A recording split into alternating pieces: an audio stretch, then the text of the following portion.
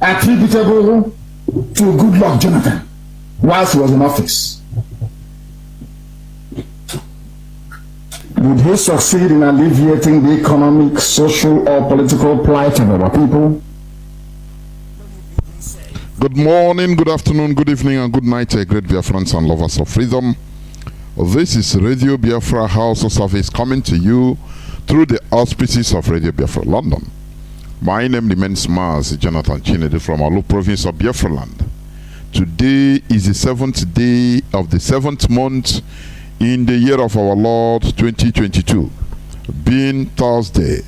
Today is 7th of July 2022, Thursday. I hereby welcome each and every one of you to welcome your friends and well-wishers. Please do not even deny your enemies to listening onto this hallowed platform, because this is where we preach the gospel of liberation. This is where we preach enlightenment. You know, every time we hit on this word, enlightenment, because that is the key. That is the key, the key. Do you understand? The key. Igodo. Because if you are not enlightened as a people, we cannot move forward.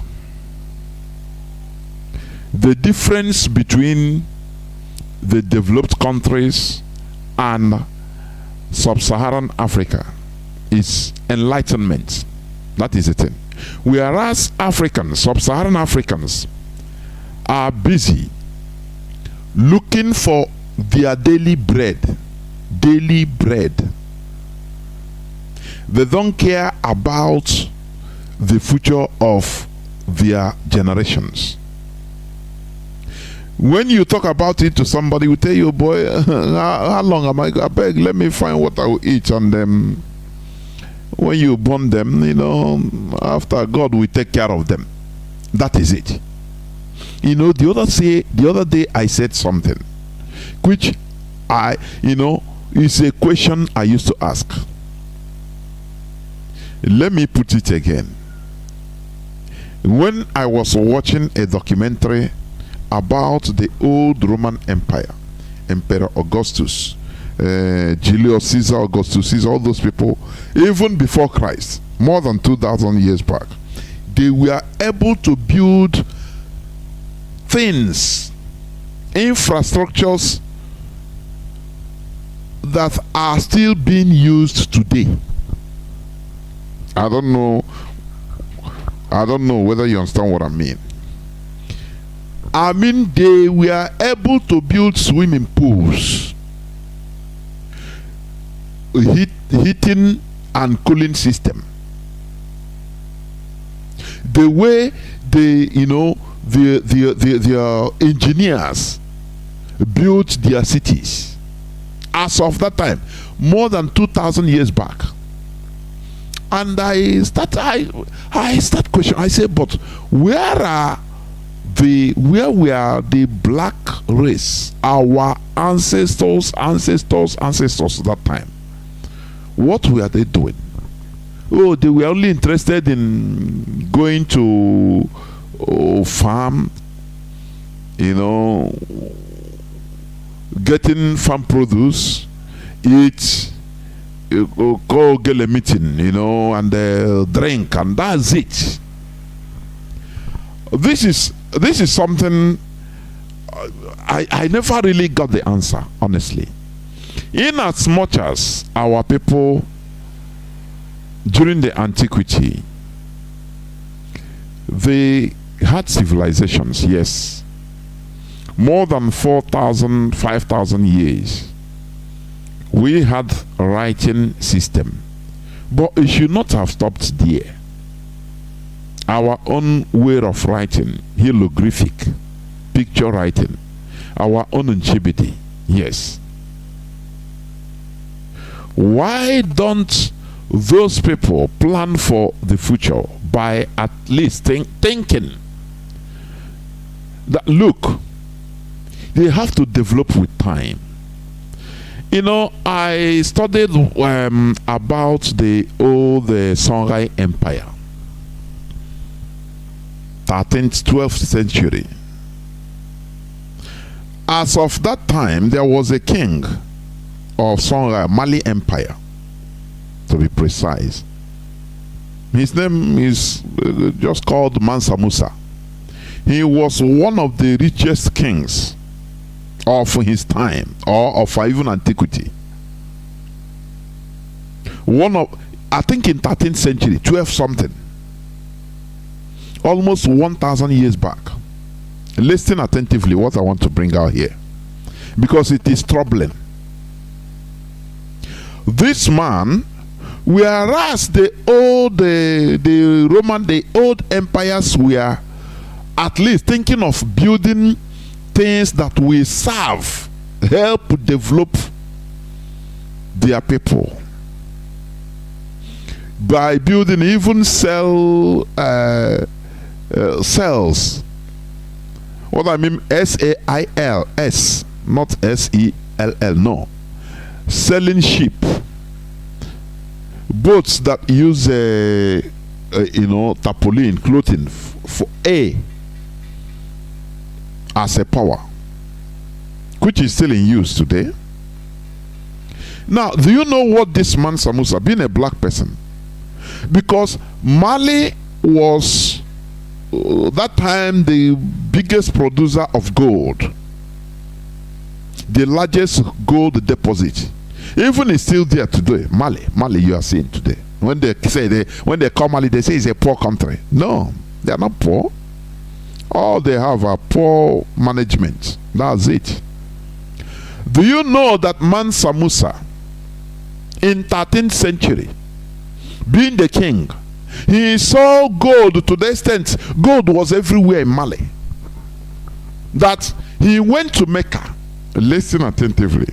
He traveled to Mecca and he carried so much gold that even countries like Sudan, Egypt, their economy, their monies, I mean their notes fell, because this man was virtually on the road. You know, that time it was the travel for months, if not years, by road and desert to their destinations. The man carried so much entourage and so much tons of gold. Any country he goes, he virtually dash out gold and collapse their economy with gold. I mean, collapse their monetary system. He didn't, he started dashing gold anywhere. Sudan, Egypt. They say now gold was just, as of that time, because of the actions of Mansa Musa, the then king of Mali Empire. Gold became, they say in the streets of Egypt, gold became like granite. You buy gold like granite because he virtually distributes gold anywhere, any place he pass. Now, the question there is this: why didn't he use that gold in order to at least try to employ or advance, bring up people in order to build a viable civilization? When I started thinking about this, I now come to a conclusion that you cannot give what you don't have. You cannot give out what you don't have. If you are not enlightened, as a king, it doesn't matter who you, the position, social status you are, you only misbehave. You don't think about putting things in order, at least for your nation to be on top. That is one thing. All this, even all the European empire, that is one thing they cherish. You understand? That is one thing they cherish. They are, they like to build civilization so that other people, generations coming, we understand that, look, yes, Augustus Caesar was there, and they will immortalize him for building all these type of infrastructures, new technologies as of that time. Africans, what do? If they have a, just like what happened in Nigeria after the war, there was so much money in Nigeria through crude oil that Gowon didn't even know what he said. It's not only that there is money, but the problem is what to do with money. That is the problem. You see, the black people, they still need up. You know how you reformat your computer. Black people still needs reformatting. That is what we do here. Reformatting of your brain. Go on, or Basanjo, you say money was flowing in crude oil, so they virtually was lavishing everything. They have to organize this. Is it Festac, Festival of Art and Culture? When you hear in Lagos, is the Festac. That is where to gather the whole black race just to lavish money. They don't think about building something, empowering young engineers, young people, local scientists, in order to build something with that money to be on top, for the country to be on top. No, black man don't think about that. He thinks of let him have the whole praise, him as an individual. He has money. No, they have gold. Oh, Mansa Musa, they will praise him. Maybe we carry 1,005, carry servants and slaves everywhere. That is the limit of black people. Do you see what our people used to do? So you see an Igbo man. Once he makes some money, or he have little power, garnish it with little money. He can maybe declare drink, gather some people, pay them to gather and be giving him good, big names. He will go and take a chieftaincy title, or Chiros on one, which is a armada of cars. He will think that place, that is small world. That is the whole world is on his power. The whole world is in his palm of arms, in his palm. Do you know the reason why they behave like that?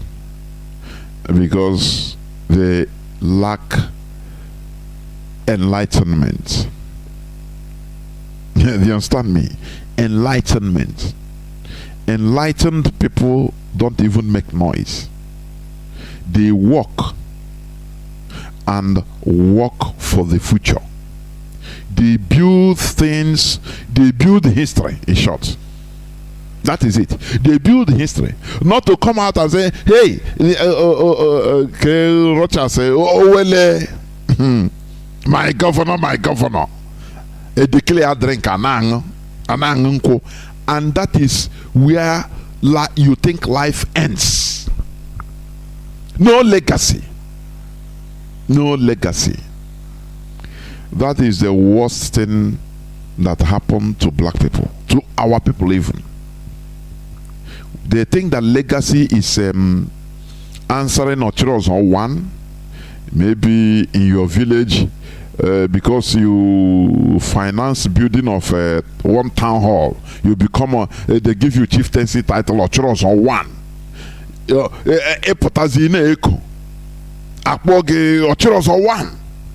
You think that is where the world ends there, in this your small world. That's your small perimeter. You are seeing it as the whole world. It didn't start today. Mansa Musa did it. Where is Mali today? Let me ask. Upon the whole gold he lavished, that worth billions of dollars, as of that time, he lavished it in order to make rename his own name. No, Mansa Musa. Now, wow, Instead of trying to build a civilization for the empire, the same way Europeans did, Roman Empire, Alexander the Great, you see them, they aspire. Things they build till today, Austro-Hungarian Empire, things they build are still, are still dear till today. Many of the things they built, the principles they discovered, they financed, discoverers, engineers, scientists, in order to work for the benefit of the humanity. Do you see the difference? Black man will use that money to be for self-aggrandizement. Now, I used to ask this. All these our people now, they have billion. The other day, e-money, or they donated 100 million naira to tackle insecurity in Anambra. I think I'm not against it, but wait a minute. All these talents that are lavishing in our land, you see a child of 12, 13 years, he built maybe a toy car or even a big car. He need finance. He need this. Natural engineers are lavishing in our land. You don't see all the so-called millionaires and billionaires investing on them privately. No. How will you invest? They will say tomorrow this one now will become something, and he will have name more than me. That is the evil, the wickedness of black people, and that is why we are at the bottom layer everywhere. Do you understand? Look at one boy one time, I think last year, it was 2021. I think he's a Robo Biafra from Warri. He has been building these drones, lamenting, calling for people to support him, governments to give him support so that he will be, they can manufacture. This thing can be profitable. We know drones. You understand? You can use it profitable for everything. Surveillance, everything. No. Instead, in order to lavish money, they have to import drones from China, from America, from every other country. No. Instead of, supporting a local brand. No. The wickedness of black people is why black people are suffering everywhere in the world. I say everywhere in the world, they are at the bottom layer. The bottom. Do you know bottom? Forget about, you see one person, one black among the 10 million being in the midst of white people, name of this and that, according to the world standard. But generally, black people are the bottom layer. The wickedness is thinking. What takes, for example, all these people that can donate money to politicians. Oh, I'm donating 10 million naira to so person for politics, to campaign. Oh, what makes them going to our schools? I say privately going to our primary and secondary schools. I'm not talking even, I never come to universities. Secondary schools. Challenging brands. Look, any person that can manufacture this type of thing, you will bring up a challenge. Go to schools, tell them, any person that can manufacture what I want, this is what I want, design it, do this and that, something that can be used in order for local use that will profit people. The first person will earn 10 million naira, or the first group of students. When you circulate it the whole schools, you will see that we have brands in all these people, but they don't do it. No, instead they will come to burial ceremony, funerals, or marriages and be spreading money. So what do the children that support, they will because no support, they will abandon their natural talent and start following how do I make money to become like e-money. They say, okay, go to Yahoo, now Yahoo Plus, anything. Do you see how we are dying silently?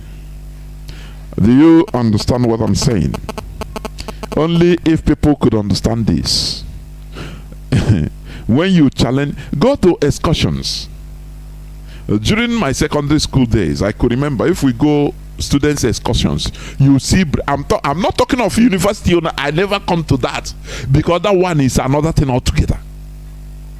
You see young brains, what they in difficulty, what they were able to even do, showcasing to people to who it may concern, but nobody is concerned. Instead, people are only concerned in spraying money in marriages, you know. We need to be updated, honestly. We need to be updated. All these things used to pain my heart. We allow natural talents to dry off. Before you know, the person will join kidnappers or Yahoo. One day they will burn him alive, or the police will kill him. If the issue, you don't know, all these children you are killing, all these men and women that are being killed every day. If had it been they are in a good system, some will be scientists, some will be discoverers, some will be renowned world engineers, you know, different fields of life that helps humanity. Some will be inventors. But lo and behold, all these things, they don't make it attractive in that zoo called Nigeria. In our land, our people don't, you know, they don't cherish it. The highest thing they will tell you, okay, that is why everybody now is entering into prank. That is it. And to dance. Oh, you can dance. Because that is where they see money is, where that is attractive. If all these our celebrities, from time to time, they put challenges in schools in our land, secondary schools everywhere. They will go to 100 schools, circulate any person that can build this, or group of form groups in your school, student groups, science groups, in order to build one thing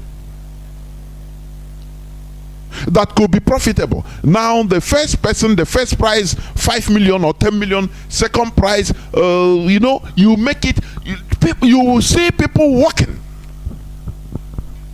But lo and behold, we are still behaving like Mansa Musa of 13th century, lavishing gold, the gold that's supposed to, you know, use to develop the country. No, he lavish it, so that he will answer good name. Oh, he's a good Muslim. He dash 20 tons of gold in Egypt. He dash in Mecca, and all those things. Where are they? We need to be updated. Before I continue, please, I want us to pray. Let us pray. Our leader will lead us in a pre-recorded prayer, as usual. Let us pray.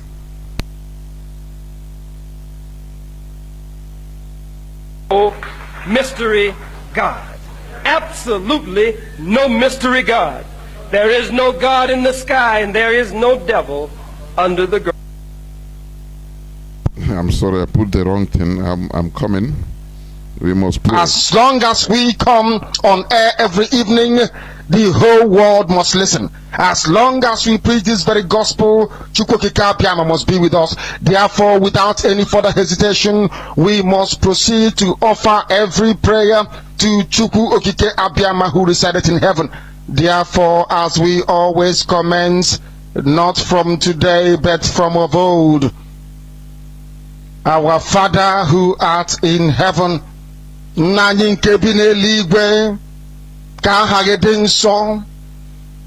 your name may be hallowed by men, that we may bow at the mention of it, that we may offer every glory unto thee, that we may offer you every adoration and adulation, because there is none like thee. You fight our battles for us. Every blessed day you demonstrate through your kindness and your everlasting mercy that you are our Lord, our God, and our Creator. This evening we offer these your children unto thee all over this very planet that you created. They are listening across the entire 24 time zones on this very planet where they inhabit. They are listening to your gospel this very evening, this gospel of redemption, a gospel of hope, a gospel of restoration, a gospel of renewal, this very gospel of freedom, this very gospel of emancipation as only you ordained. That this very gospel must be preached, that mankind may be set free from the eternal damnation of the creation of the British. My goodness me, I want to remain in the spirit because we must worship heaven.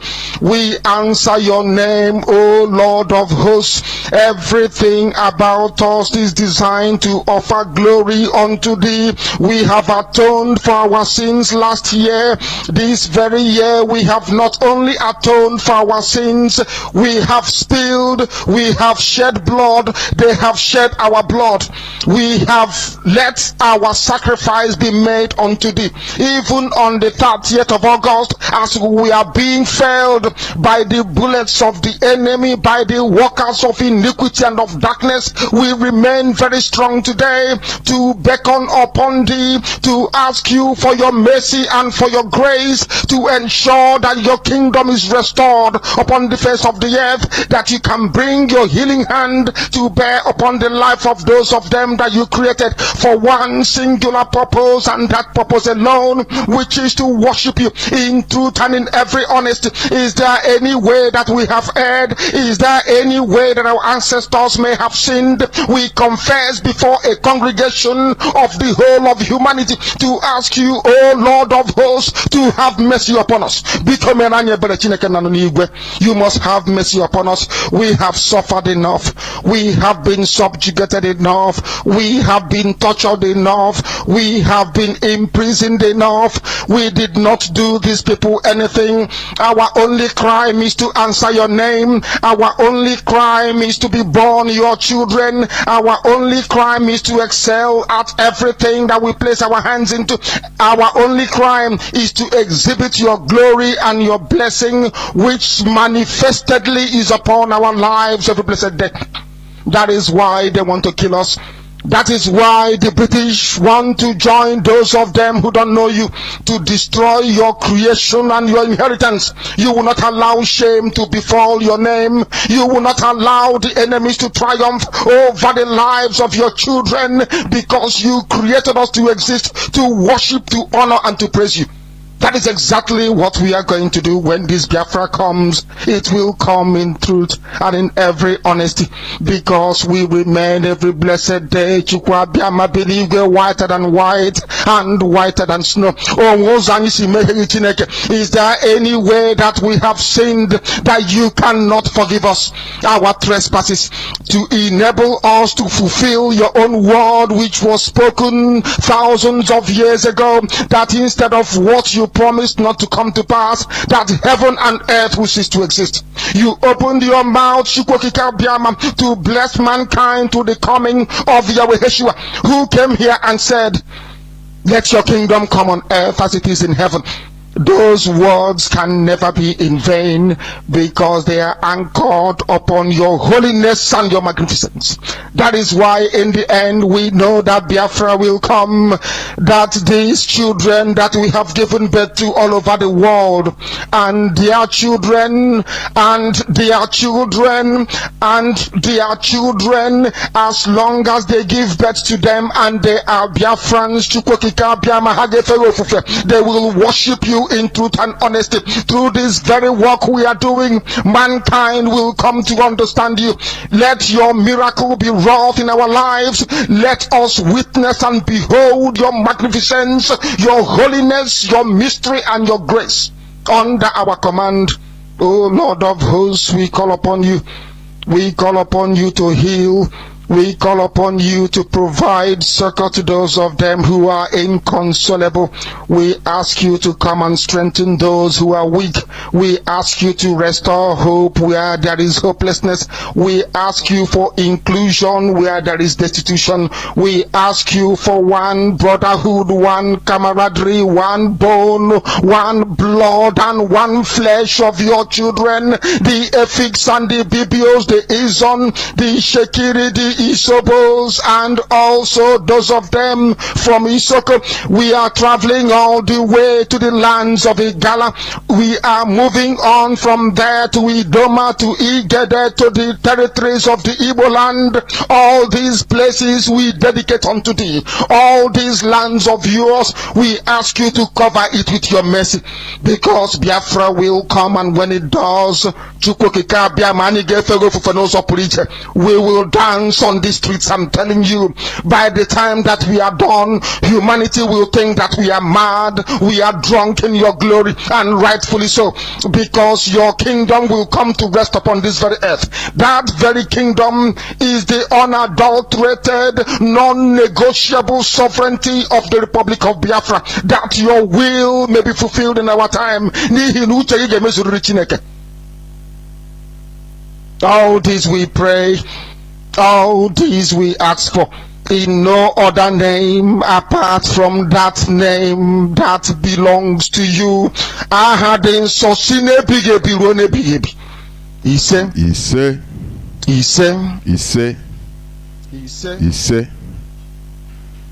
Once again, I welcome each and every one of you to today's edition of Radio Biafra HAUSA-SERVICE. This is where we learn from each other. We don't distribute money here. What we distribute is enlightenment. We learn from each other, please. That is why you should draw nearer to your listening device today. Also, do not forget that on Sunday, I'll be here in this hallowed platform on an interactive session, please, with Mazi Sanworu. Therefore, as usual, prepare your questions. If possible, you can also inbox your questions beforehand on my platform, please. You can use my Facebook platform, Jonas Raphael, please, to inbox your question, because it is not every all phones, all calls are taken that day. Because every time I've realized many people want to talk. If you can also squeeze your questions so that I will read it as I'm going, I'll be reading, I'm taking calls, I'm reading questions. It will be more better and simpler. It will be on Sunday, I think the 10th of July 2022 by 7 p.m. BT, Biafra time. Therefore, before I continue, because today I'm going to talk about on the topic that says the Nigeria reality. But before that, as usual, I will go on some news headlines, please. Also, on Saturday, I will be here with Mwada Marian in order to discuss religious issue, religious matters. We don't shy away from any of these because we want our brains to be restored, mental restoration and the physical restoration. That is it. You continue listening to this hallowed platform. Let me go on few headlines. The first headline, UK Prime Minister Boris Johnson. I used to mistake this Boris Johnson of Soviet Union, of Russia. But this is Boris Johnson. UK Prime Minister Boris Johnson resigns after mutiny in his party. That is today. I want people to understand what real democracy is. what politics is. You know, whenever you talk about politics, people say, oh, no, Nigerians, oh, no, I'm not in politics. Politics. They demonize politics because of what they are seeing in Nigeria. No, what is happening in Nigeria is not politics, please. It is simple criminality. There is no civility in Nigeria. None. Look at how they beat Odumeje. In as much as I'm not his I'm not his fan, but we should condemn evil. Why should you beat somebody publicly like that? Manhandle. You know, anything concerning Nigeria, about Nigeria, is force. Everybody is militarized. It's a very huge problem. Police beating, military beating, everybody beating. If you beat somebody, for what? Under normal circumstance, you shouldn't touch no person. You have no right. You can talk and shout and insult, but to touch somebody normally is illegal. No matter what happened, I don't know the politics of his church or anything. That is not my concern. We should condemn evil. These people have no right. They have no right. It doesn't matter you like the person or we don't judge based on whether you like the victim. What we judge is this thing right or wrong? Forget about the victim. I don't like the victim. Oh, I don't know this and that. No. The issue is, why should this man be manhandled in that way? And in another way, in another sense, you see that Nigeria has happened to him. That is it. I was reading comments. You know, I like, if I go to some, I just like to scroll comments to see what is in the mindset of people about the issue. Some we are saying that, look, the way he bulldozed our shrines in the villages, cutting trees, burning things, that is demon. That is now it has happened to him.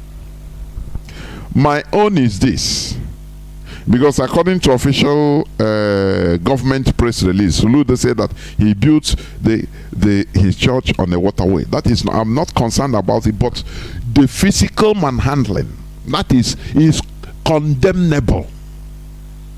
I'm not talking about bringing down his church or building. That is not my concern.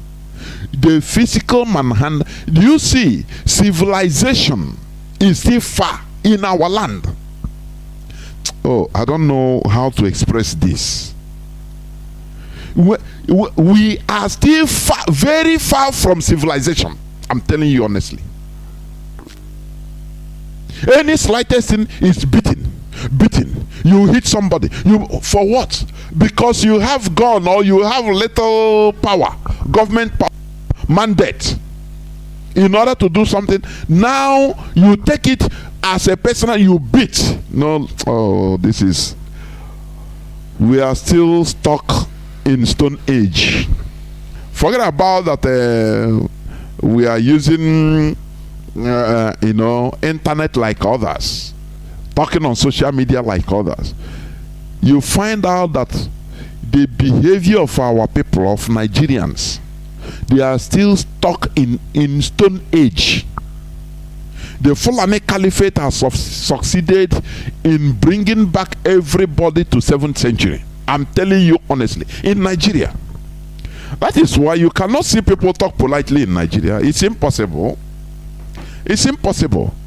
They poisoned even us, our character, so that you cannot see people, 3-4 people talking, discussing or doing meeting, normal discussion or intellectual discussion anyhow, quietly. It's impossible. Before you know, you see ego will enter. Do you know him? Do you know me? Is it me you are talking to like this? Before you know, I call now. And there you understand that these people are still lagging behind in civilization. Now, UK Prime Minister Boris Johnson resigns. That is civilized people. How many people have resigned in Nigeria? Officials. I could remember one interview with Obasanjo. Had talk. It's after his tenure anyway, a few years back. He was asked, are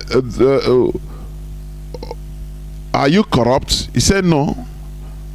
He said, will you take responsibility for your people serving in your government, corrupt people serving in your government? He said, no, why should I? Am I the person that do the thing or corrupt them? But they say, you are the chief executive.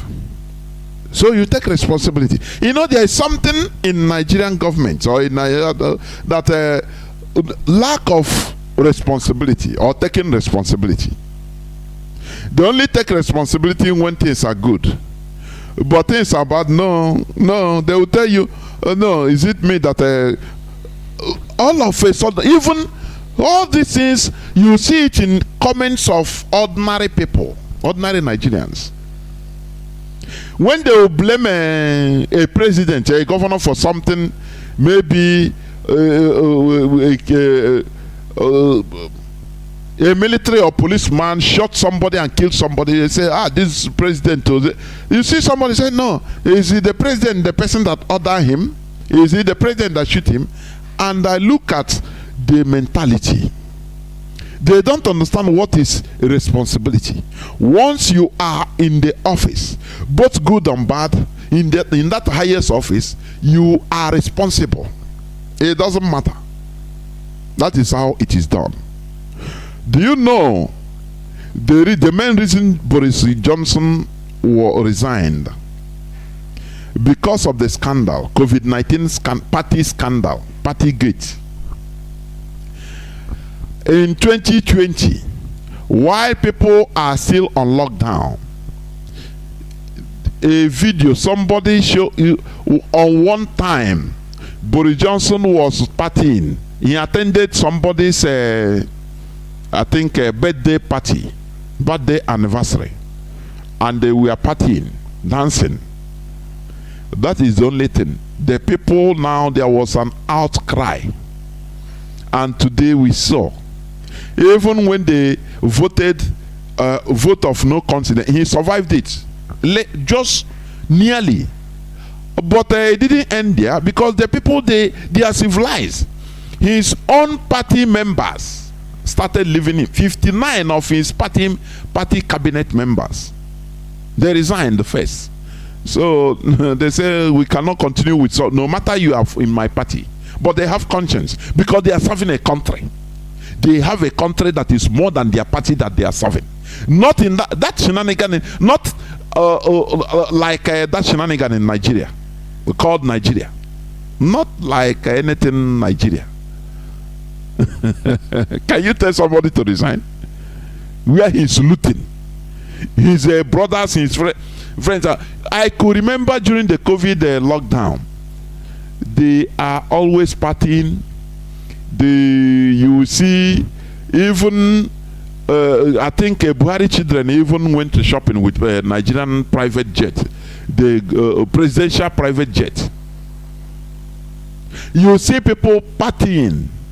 All the children and the people of this government, the government ministers, many of them were caught partying. And the worst part of it is that when people wrote and say, why these people, they say, leave now, no be go, make you no go look for your miracle. I tap their miracle in Jesus' name. Let them party. You know, you see that the brain, our people's brain are still back. I don't know, back at the Stone Age. Very backward. That is why their judgments are bent. They don't make straight judgments. Do you understand me?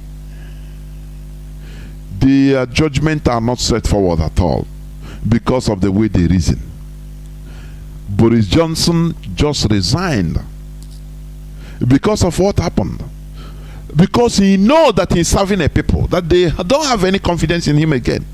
If it's in Nigeria, any person that talk against the regime, any criticism, the person will be killed or arrested and detained. Who are arresting them?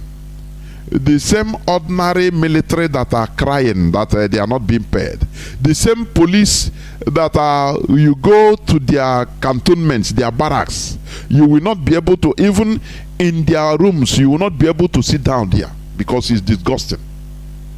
These are the people that are still catching, arresting criticizers of the regime. People that criticize and talk against the government. These are the people that, the same people that are suffering.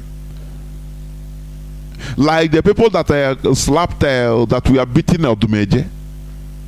Very miserable set of people. When you look at them, they are miserable. Maybe you go to where they are living. Maybe in one room that they are living, face me, I face you. You cannot even be able to sit down there if you go there. You cannot sit down. But these are the people that they always use.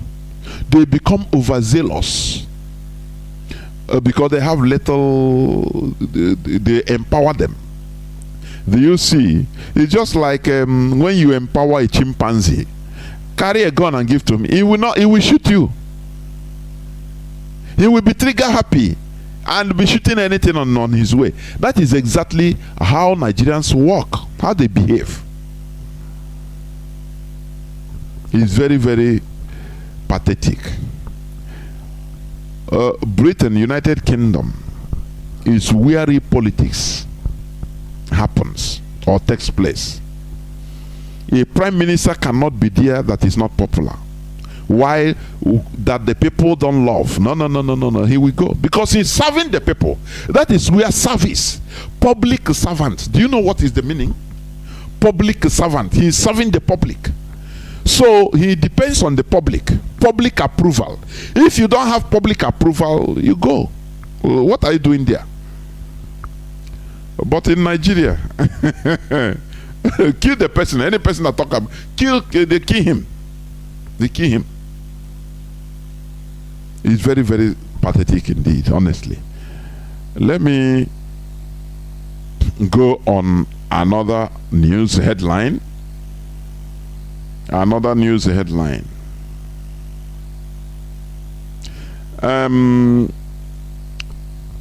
Organ harvesting Ekweremadu wife to remain in prison custody as UK Attorney General consents to transfer of trial to Central Criminal Court. That is criminal court. He appeared in court today, being the 7th. And they adjourned the case till August 4th. How I wish it would have been August 2023. I'm telling you.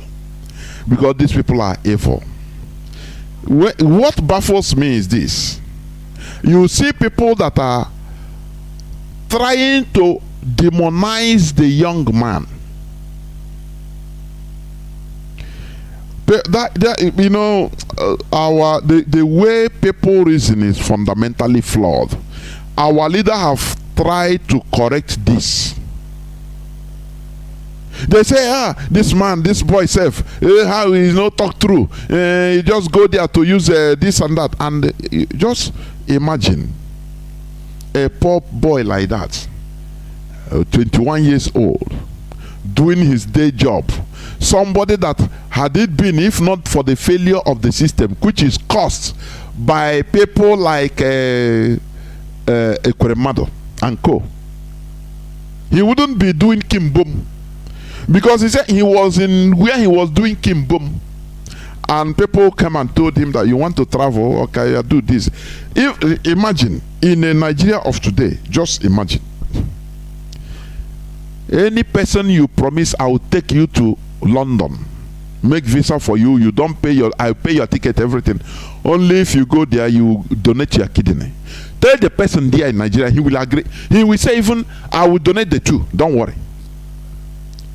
because everybody wants to run away from Nigeria.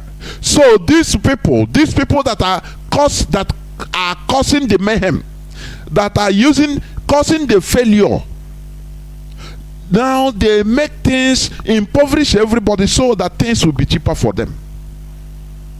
I could remember when our leader said something. He hinted on something. He said, why the caliphate? Why the caliphate is impoverishing everybody? So that women, Igbo girls will be cheap. Do you understand? You know, when they make everything, as everything is hard, your school, you will not have job. 10 job spaces will be publicized, advertised, and you will see 1 million applicants to 10 jobs, only 10 spaces of 10 jobs only. You see 1 million people that are even qualified applying. Why is it so? Because these politicians, they want everybody to be cheap. They want girls to be cheap, so that when you see a fine girl, I saw people doing prank. For 100,000 naira, a girl will like to sleep with a man on broad daylight on a road. I'm telling you honestly, this is what the Nigeria system has made us to be. Now, Ekweremadu now, he will scavenge for the best kidney, because people are cheap, no job. You promise somebody, I will take you to London, but you will donate kidney to my daughter. Will the person disagree? They will tell you one kidney, the other one you survive. They will give you medical, give you money, give you all. Do you mind yourself staying in London? What will you say? For people, they blame the boy. If it is you, won't you agree? Do you know that it is exploitation? Do you understand that? You are not doing it because the person is not doing it because he wants to do it, but condition puts him, so he must agree. And he never knew, if he disagreed to a person like Ekweremadu, they will carry him and kill him in a bush and harvest the organ anyway. So it's better for him to agree to reach London. Do you see that? For people that are blaming the poor boy, for goodness sake. How I wish that Ekweremadu with his daughter, with all of them, will perish and will not see the light of the day. How I wish so. It's my wish. Because these are evil people. The person they take him to United Kingdom just to exploit him is somebody's son, somebody's dear son. These demons in our land we call politicians, they don't have conscience. Why can't Ekweremadu, at least he can go to India and pay more higher price and buy kidney, suitable kidney for the daughter? For people, for people that have no conscience, for people that are, I don't know, monkeys. I call them monkeys. Simple. Because they don't have a human brain. What is there? They just have human face, but inside they are just ordinary animal. You don't know what is exploitation. Go to the streets in our land, and any boy, a girl you see, tell him, I'm taking you out. I want to take you to even Dubai. I will pay, I will do everything. Anything you want, he will give you. If you take anything you want, he will give you. That is how sad it is. How bad it has become. That is, the United Kingdom, their courts, they are not as corrupt as their government. They are looking the scenario is there. Okay, this boy, because people were making brouhaha about the age. He was 15 years. Even if he was 40, even if he's 40, it doesn't matter. He is being exploited. That is the point the British court is trying to make, because they saw the scenario. To bring this poor person, to promise him to buy somebody that never entered flight before. Now, all of a sudden, he will go to England And the condition, you will donate your kidney, and they carry him to go to medical examination in Nigeria to ascertain that his kidney can work. I say yes. He will agree on any condition. Say, let me go there first. I like that boy, honestly. I like him for the courage he has in order to denounce. Ndia need, because if the boy had it been, the boy did maybe agree, and in Nigeria, after he disagreed, say, no, I changed my mind, I'm no more going in Nigeria. They will carry him and slaughter him. When they slaughter him, they will remove the kidney. When they remove the kidney, they will burn him alive and say that he's an armed robber.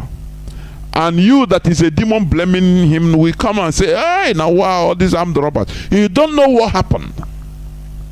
That is why anything that comes out from the Nigerian politicians, the Nigerian government, the Nigerian police, the Nigerian army, you are seeing it out. They are showing you this is what happened. It is lie from the pit of hell. I know that right from time. They lie. When you listen to them in Chinese television, in NTA, that is lie. They give you what they want you to believe. Finish. For them to continue in their demonic activities. That is the thing. So Ekwuremado's case with Beatrice Ekwuremado,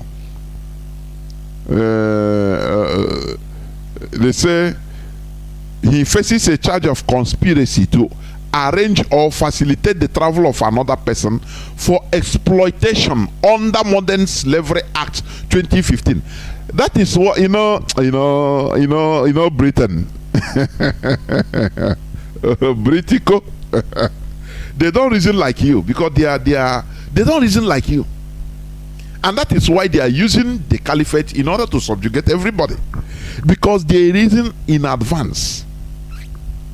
You are talking of hey, carry this boy. Why this boy with they know the situation. They understand why the boy even agreed. It's exploitation.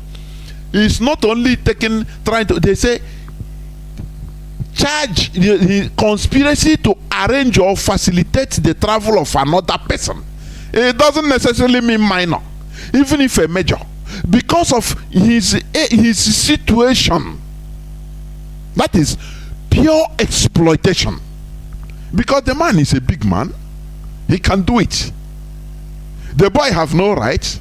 He cannot say no. If he say no, he will disappear. So they will take him. If he say no, they will even cut him and take the kidney, as I said before, by force, and he will die. So he will say yes. He will say yes. So that when he reach to where United Kingdom, where human beings live, he can bring out his arguments and people will listen. Imagine it is in Nigeria. Who will listen to him? Who? Any Nigerian court will listen. If they will even. Is the public that will even demonize the boy even. Now why you doing? Do you know that his excellency? Oh, why this boy merits debts even. Oh, he's abusing. Even the man he's accusing, he's supposed to be his father. He can be his grandfather. All these sentiments is in our land. What is like a cankerworm eating everybody? Oh, why is he abusing? Why is he insulting the Ekwuremado? Ekwuremado can burn his father even. They put it in that way in order to bring out sentiments. Only sentiment. That is why AJ rigging a church, because you are a sentimental animal. They carry you in sentiment. Do you understand? You don't reason straight. You only sentimental. Now this one is, why are you insulting him now? Why is this boy accusing this man like this now? This man, he has money to do everything. I am imagining it is in Nigeria. The boy cannot talk. Even if he ventures to talk and speak out, come to social media, you see people abusing him. But thank God he's in the United Kingdom, where real Homo sapiens, Homo sapiens live. We are the reason. So they are charging this man for exploitation. And that is exactly what it is. Nothing more. carry it where here and there. That is, he's cooling off in a jail. In although that place is a paradise compared to the zoo, you know. So that is it. I think they postpone to July 4th, and they deny him bail. They say he will be there. It doesn't matter what happened. Okay. Terrorists kidnap another Catholic church priest in Benue during mass. During mass, that's it. They remember since the prelate paid 100 million naira. Chineke, Fulani terrorists, they say, oh boy, these people money they under 24 hours. Something half 50 million, even people in 1 month they will hold them 1 month, 2 months, they will not be able to provide 1/4 of it. Under 24 hours, a bishop provided 100 million. That is why all hell break loose. But these people, they never understand what is sacrifice. You need to sacrifice for something to be good. Now, I used to say it, had it been that Bishop Samuel Kanu, had it been he refused, say, oh boy, call the people and call the wife and says, sorry, darling, but don't even negotiate with these people. I sacrifice my life so that they don't do this to other people. No person, we don't pay ransom. I give my life. Finish. They will never touch another priest. Never. Even if they kill him, they will never touch another priest. Because they say this, they will say Nnamdi one day bad market. Now bad market they be. So don't touch them. If you touch them, they will never pay. Do you see where even it is written in Bible that he who loses his life will have it? But when people fail to lose their life, they will be losing it. You understand? They refuse to lose their life. Now many people will be losing life. Somebody would have lost one and save others. Now no more. Every other people will be dying. That's it. Okay. Now I come to the Kuje prison attack by the Fulani terrorists. They call bandits. This is laughable. Oh, these are comedy. Nigeria, the caliphate is playing comedy. You know, there is something our leader called kite flying. Kite flying. They will try one thing to check reaction and to divert attentions. And that is why, thank God, IPOB released a press statement, which I will read. Now, when I finish reading it, I will analyze it a bit before going to the subject matter of today, which all are the same anyway. IPOB press release: Buhari and Nigeria security agencies stop dragging Nigerians into unnecessary war. IPOB. We, the global family of the indigenous people of Biafra, IPOB, under our great leader Mazi Nnamdi Kanu, wish to draw world attention to the Nigerian government and its security agencies, especially the Army and DSS agents' instruction to the bandits rampaging the north to attack the Kuje Correctional Center in Abuja. The Nigeria security agencies, especially the military and DSS agents, in a covert action detailing a systematic strategy to eliminate IPOB members detained in Kuje prison, and yesterday's attack has confirmed our earlier intel. We want to let the world know that IPOB members were profiled and detained in Kuje prison yards for simply being persons indigenous to Biafra and of Igbo race. We have their details and want them alive, because if anything untoward happens to our comrades who are detained in Kuje, IPOB will never take it easy with Nigerian government and her security agencies. It is high time to release these innocent folks who were detained illegally and unjustly. Nigeria cannot continue to detain them indefinitely while allowing terrorists and bandits to come and slaughter them under a disguised arrangement by the Buhari Fulani administration. What happened in Katsina with reference to the so-called attack on Buhari is arranged attack. It's an arranged attack by Buhari and Fulani to raise more money to procure and acquire arms which they will use to prosecute their planned jihad to conquer every part of Nigeria. But Biafra land will be their Waterloo because we are Omuchineke.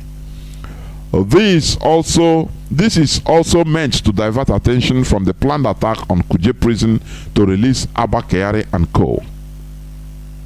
A very pertinent question to ask is, how can bandits and terrorists be rampaging the north, even supposedly attacking president's convoy and breaking into prison yards to release their colleagues, while Buhari and Fulani government deployed and continue to deploy battalions of soldiers to occupy many peaceful communities in Biafra land? Is a question. The international community must watch and pay attention to the Nigeria government and its Fulani Islamization and Fulanization agenda. We want everybody to understand that the reality of the Fulani agenda to Fulanize Nigeria is around the corner. All Fulani calculated plans is to attack our leader Mazi Nnamdi Kanu in DSS custody. It's being done with the full collaboration with the DSS. Our intelligence units uncover the Fulani evil plan against our leader. Therefore, we are demanding that our leader Mazi Nnamdi Kanu be transferred immediately to a prison in the eastern region for his safety. Because if anything untoward happens to him, Nigeria will see and feel total and consuming madness even after the Biafran nation's freedom is fully achieved. They will never have peace. Kuje prison attack was planned with full knowledge of the security agencies. The question the world should ask Nigerian military is, why bandits and terrorists did operation for more than 4 hours in the country's capital? Nigeria government and its security agencies did not show up until they finished their attack. We are demanding for the unconditional release of our leader, or for him to be transferred to a prison in the east. Our leader is not safe in Abuja. The impostor president is aware of what happened in Katsina and Kuje prison yesterday. The next attack is DSS, and their singular target is will be Biafrans detained in the custody of the DSS, and our leader Mazi Nnamdi Kanu is detained in the DSS custody. Detention of our great leader Mazi Nnamdi Kanu in DSS custody has assumed a very dangerous stage.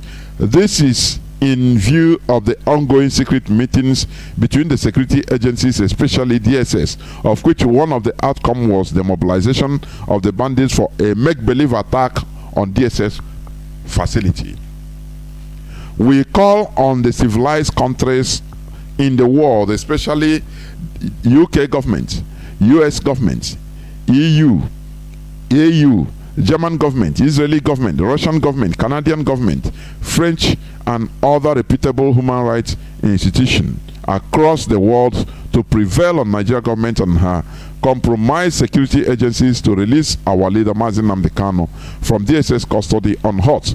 Because if anything happens to our leader Mazi Nnamdi Kanu in DSS custody, the story will never remain the same, and the consequences is better not imagined. Comrade Emma Powerful, Media and Publicity Secretary for the indigenous people of Biafra. Now, let me explain to you more, please. What you see when they say, oh, bandits attack a presidential convoy, forward mission or forward advance, I don't know. Bandits, they attack Kuje prison. Listen and listen attentively. Their aim is DSS, where our leader is. IPOB had this intel for so long. That is why when they are talking about even transferring our leader to Kuje, The leadership was hesitant anyway, but you see people shouting, dear S, you're not doing anything. Even take him to the Kuje, let him stay there, and he can call, and he can. You know why? You see why IPOB is run on command and control. There are some things you cannot know. There are decisions that you might not like, that might be might be annoying to you, even to me. But after you start seeing, I remember one day, honestly speaking, I will say it on air. One day I quarreled with a HOD privately. That man, God bless, he's a gentleman. After making some announcement that I didn't even like, when the program finished, I started quarreling with him privately. Why will you do this? Why all these things now? Why? I say, Mazi, cool down. See, no, not cooling down. Why this? That is it. There are decisions that you don't personally like, but it's later on you will try to understand. That is why they say, obey before complain. Do you understand? IPOB is a quasi-military organization. Our leader said it many times. It's a quasi-military organization. So you don't need to, ask a question. There are some things that might not make sense to you, but they tell you to do it, you do it. You understand? After you start understanding the reason, it might take one year, it might take months, it might take much longer time. After now you start understanding. So that's it. So what these people are doing, as our leader used to say, kite flying. Now they first of all arrange a shenanigan. They attack a presidential convoy. Okay, that one, Nigerians took it as usual. Zombies. They now they came and attacked Kuje prison. Do you know how many people involved? The so-called bandits. These are Fulani terrorists. They now nickname them bandits in order to hide the fact that they are Fulani. They say more than 1,000 motorcycles, more than 1,000 people on motorbikes. Do you know motorcycle? It has engine. Do you know the movement of 1,000 people? What it means? No. Even I wrote it on my timeline, Facebook. Does Nigerians think at all? Do you know when 1,000 people are moving, even without motor, just marching, ordinary marching? Now talk less of all of them carry motorcycles. The noise can reach kilometers, but and they will travel many kilometers. The Nigerian army don't intercept them. They pass villages, they pass towns, no interception. And you're telling me that Nigerians are okay? That's why I say we make them to try to appeal to them to reason. That brain they have is not for fancy. It is to think, to reason. Imagine one time when also one massacre. These people, they said the bandits, they came on more than 500 motorcycles, right from whether they say they passed Jos, enter Benue, from Benue now down to Enugu. No interception from Nigerian military, and they came to Ozowani, they massacred, and they went free. Nigerian military didn't see them. The DSS didn't see them. No police checkpoints localized them. The same thing now happened. And they came, and the time they came was 24 hours before they came. They removed the soldiers that were protecting there. They removed them. And you are telling me that it just happened. Don't you see the comedy, the Nigerian comedy, the caliphate comedy is too rudimentary, too elementary. That is why if Nigerians don't understand it, I blame them. I blame them. It's the brain. For 1,000 people, more than 1,000 people moving on motorcycles, nobody saw them. Now they came, they attack more than 3 to 4 hours. They break everywhere in Kuje prison. No intervention. In the heart of Abuja, in Nigeria, in the central part of Nigeria. Abuja is in the central part of Nigeria, not even in the north. Do you understand? Do you know that we are, when you hear terrorist attack, Fulani attack in Mali, in Burkina Faso, they never near capital. They only attack in the border areas. Go and make your researches. What I'm telling you, it is factual. They never even try to near the capital of all those cities. Never. It's never done. Only in Nigeria they will come from Niger, from Chad. Now they will enter past Borno, past Sokoto, come down Bauchi. Now they enter central Nigeria, and they even come down to south to attack in Owo, in Ondo, and no person see them. Now, do you know why they are doing all these things? Their target is DSS, so that tomorrow when they attack DSS facility, now they will tell you, they will refer anyway. They have to attack even presidential convoy now. Wow, because I'm telling you how Nigerians reason. That is why the Fulani have upper hand, because they master your way of reason. Very short way of thinking, myopic or myopism. Now they will say, they will come and say, anyway, let us not publicize this. Let us unite in one Nigeria in order to fight these people. After all, last time these terrorists attacked even a whole presidential guard or presidential convoy. It is that time they will tell you how many people they killed. Even nearly they killed the president. So why is this one particular one so different? After all, they attacked Kuje prison, and people escaped. So why should this one be different? Do not be tribalistic too much. You know, both are tribalistic. So is it because of Nnamdi Kanu? So after all, the attack, and you see many Nigerians will buy it. Even many Igbo people will buy it. After all, now God, I beg, please, let's leave what happened, so that there will be no crisis. After all, the attack last time, you see, they attack Kuje prison and they attack Nigerian president, the impost of Buhari's convoy. So what is the difference? That is the way Nigerians reason. But we are IPOB. That is why we want the Nigerian government. It is not business as usual.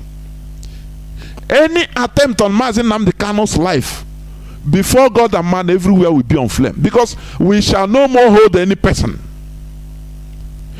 Personally, I will advocate. I will be shouting here on radio.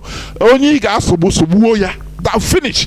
No person will be safe. So Nigerian government should be the Fulani Caliphate. We know where they are heading to. As the leadership of this struggle have said, release Mazi Nnamdi Kanu because Abuja is not safe for him. Or you transfer him to any jail in the east. Do you understand? We don't want people to come and say, no, is it because refer to the other time? You know, there are people that can analyze, people that can call for peace. So let there be peace. There will be no peace. This world, what is only one time somebody dies, and it's only coward that dies 1 million times before he's dead. Every human being dies once and for all. Finish. We have taken this course. Instead of us to live as slaves, it's better all of us perish, including the slave master. Because when we say Biafra or death, people think that it's only Biafrans die. No, everybody. It's an ideology. The Fulani Caliphate should stop daring IPOB. What they are doing is they are playing childish game. They don't know the type of people in IPOB. We have our M branch, as Mazi Nnamdi Kanu say, is next to nothing. The leadership of this struggle knows even what transpires in Abuja, in Aso Rock every day. They don't know this. People is not even from Biafrans. Do you understand? There are even Fulani on top that don't like what is happening. They give information. Many other people, not Biafrans even. Any meeting they do in Aso Rock is IPOB has intel of what happened. So they should not dare IPOB. All this their comedy is ISIS. They kill the people in Ondo. On the church, Biafrans. Okay, immediately the presidency come out and say it's a swap. Under 1 hour, they know it's a swap. Now they are playing all this their comedy. Presidential convoy is being attacked. Kuje prison have been attacked and 800 people liberated. They escaped. We understand where they are heading to. You better do not start unnecessary war. That is the warning from IPOB, please. Do not start unnecessary war. I will move on to the topic of my submission, which says the Nigeria reality. I'll be short anyway. Nigeria is an amalgamated country that is totally different from others. Nigeria, people are looking at Nigeria as if it is not like any other country. Nigeria is a contraption. Do you understand? It is totally different from other places, other countries. That is what people should understand. That is why in a democracy, somebody will come on like Timmy will say, "This is it's my turn." It's my turn to become the president. And I look at it, I laugh. I say, what these people say? And they say they are in a democracy. So after this person is me, after me is you. This UG, may Lord have mercy. Nigeria is a place where the Fulani Caliphate instituted the biggest caliphate, called the Sokoto Caliphate, in their history, and is eager to retain dominance over other indigenous people. That is Nigeria.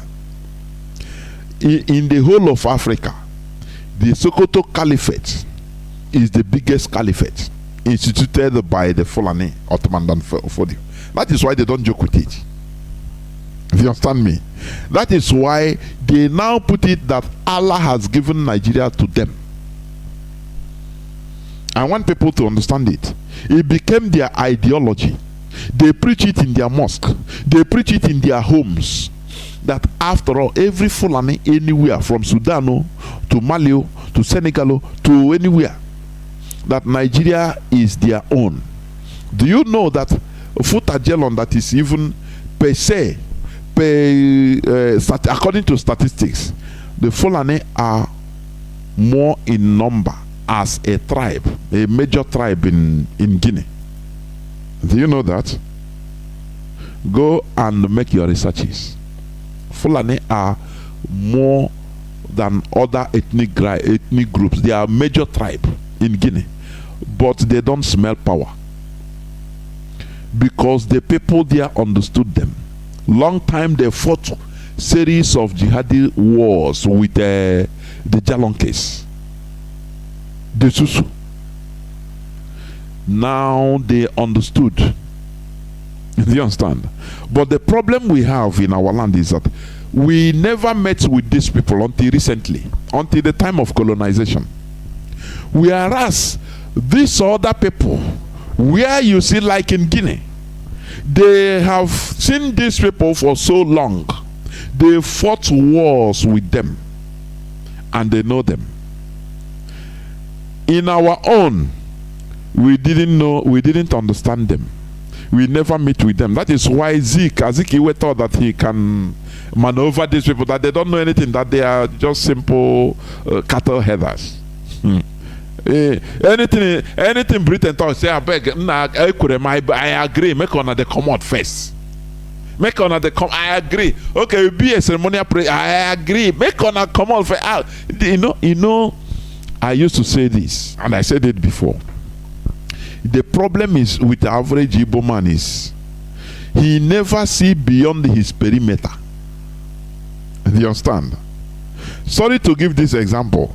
One brother called the other day. He said he was in Belgium, in Brussels. That no Yoruba man was there. Hell, typical Igbo mentality. Sorry for that, but it just come into my mind. Do you know why I say so? Because Igbo man just look around where his perimeter, just 10 meters around, 10 meters diameter. As long as he didn't see anything there, nothing is happening.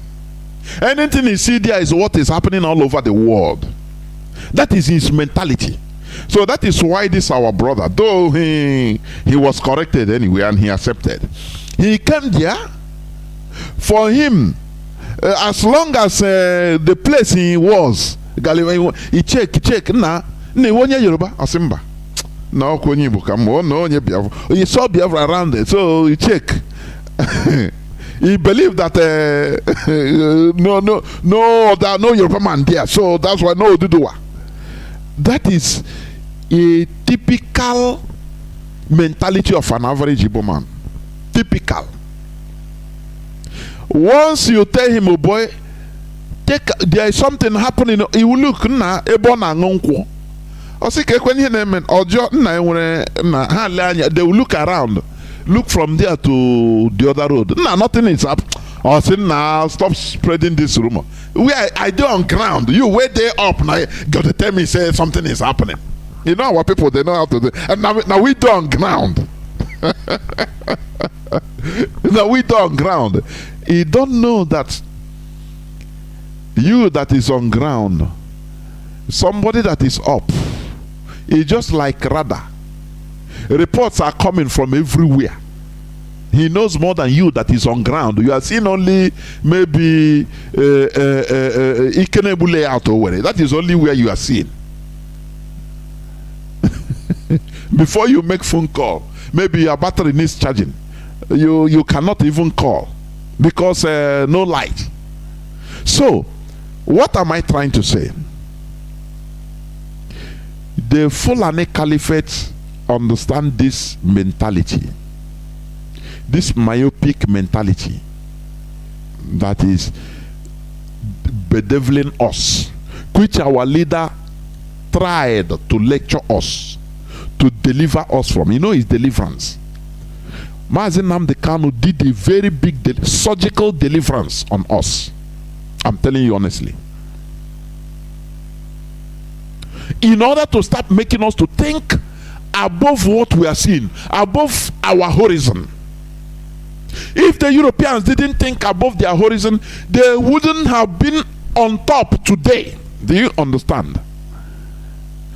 You see horizon, you look at it, now you start imagining, waiting there that horizon, forget, don't worry, is where God live. You conclude it, and there ends it. Azikiwe never understood that these people, they are master players in politics. That Otego Hana politics, the caliphate. That is why they were able to institute caliphates, even in Senegambia, even in Medina, in Mali, even in Mauritania. As far as 9th century. Do you know what it means? And you are joking, because Azikiwe didn't do his homework. They thought that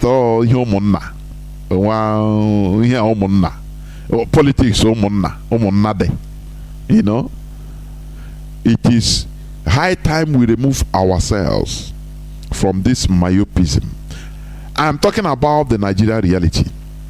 Nigeria is a place where you are forced by the system to reject competency and support mediocrity through ethnicity. The so-called presidential race is being run on ethnicity and never based on merit or competency. You know, even if, as long as it is not, it is your own, from your own tribe. What I'm telling you is the reality, the Nigerian reality. You are forced to support even an idiot as long as it's from your tribe. You understand? For how long should we continue in this? For how long? You know, as long as Nigeria system is forcing us to behave like that, we are doing it as okay, let us do because it's Nigeria. But little by little, it's becoming our character, our way of life. Do you understand me? Little by little, it continues unconsciously becoming our way of life. This and that. Nigeria is a place where we don't support meritocracy. The politics the caliphate brought is what even the Nigerian system. Do you remember when Okezi Ikpeazu, during his campaign time, before he became a governor, he called on people saying, "Nah, here we kai." May on no allow foreigner to come and take our. You say enough is enough. He start calling their blood, you know, putting that age, because that is what Nigeria have put into us. Now the Nigerian politics imbibed it, and now we are taking it. It is becoming our character. If not for Nigeria, do we know about what to Anambra Imo? Will we have been called Ebony or Rivers? We were one people. The Europeans know us as one people. In short, they classified us Southern Protectorate, so that we don't see ourselves different. But the caliphate entered, and through divide and rule system, now they carved out to space. States. Today, Imo man, somebody from Olu will be seeing himself Imo man, Imo. Now you from Anambra, you be. Oh, you're Ebony. Do you see what the Nigerian reality has done is doing in our brain? And little by little, we are taking it as part of us. Even if you are from Anambra, but you want to be maybe look for office in Imo or in Ebony, you are qualified for it. They will now remind you that now do you see what the caliphate system, the Nigerian reality is doing in our lives? And we are bearing children, the generations coming, growing up in this system. Do you know that in Sobode? Do you know that in Sobode? Let me ask, before the war, does any person, I wasn't born that time anyway, but my father is still alive. People that are alive, we had the story. Did any person see himself as an Anambra person or Imo person before the war? The answer is no. Highest they call, oh, you people from the east, we are one people, both a Joe, but one people. But because of the Nigerian reality, now we are divided, and that division is affecting our mental, our real behavior. Do you understand? That is the Nigerian reality, and that is what we are trying to remove ourselves from. Otherwise, they will become destroyed. They will destroy us under Nigeria. That is what they are doing. They want to do. They force you now. You know, it reached to the extent now. You know, Eyeta was the premier of Eastern Nigeria. Before, even Eastern Nigeria. And everybody was okay. Is it the premier or the what is the position again, please? If I'm not mistaken. But no person saw him as a now Kwenye Calabar, now Kwenye is from Ejo, is from this, is from that. No. No. It's only the Nigeria reality that started putting all these pieces, dividing us in pieces, making us now to see ourselves as Ndi Anambra, Ndi Imo, Ndi Ebonyi. We are from Bayelsa. Names that even strange names started coming into being, and we are now seeing ourselves like that. What a pity. What a pity. I'm talking about the Nigeria reality. Why many others are dealing with Nigeria with reserve? The sad part of it is that Biafrans are the ones deceived by their political elites to totally believe and swallow Nigeria hook, line and sinker as their only country without reserve. Do you understand? That is why they are the ones developing everywhere with the false hope that Nigeria is our collective country. But by now we should learn and understand that we have been totally wrong all the while. They allow you, they call us, oh, you are the cement that you know, you are the cement that gummed the block of Nigeria. What an insult. They use us as a hostage. That is why anything that happens, they say, look, you see in the north, you people are the ones that owns everything. No person will take over everything. No person will come back alive. They use it as a leverage all the time, as a scandal, in order to continue holding us hostage. You must allow herdsmen to go and destroy your farms. Otherwise, you people you see in Kanu, in Sokoto, everywhere in the north, it's you people that build everywhere. And we will not allow you to, even none of you to live in the north. What I mean live, I mean to go away alive. All these are the threats all the time. But could we do our people learn? The answer is no. The answer is no. You don't know that staying there is used as blackmail.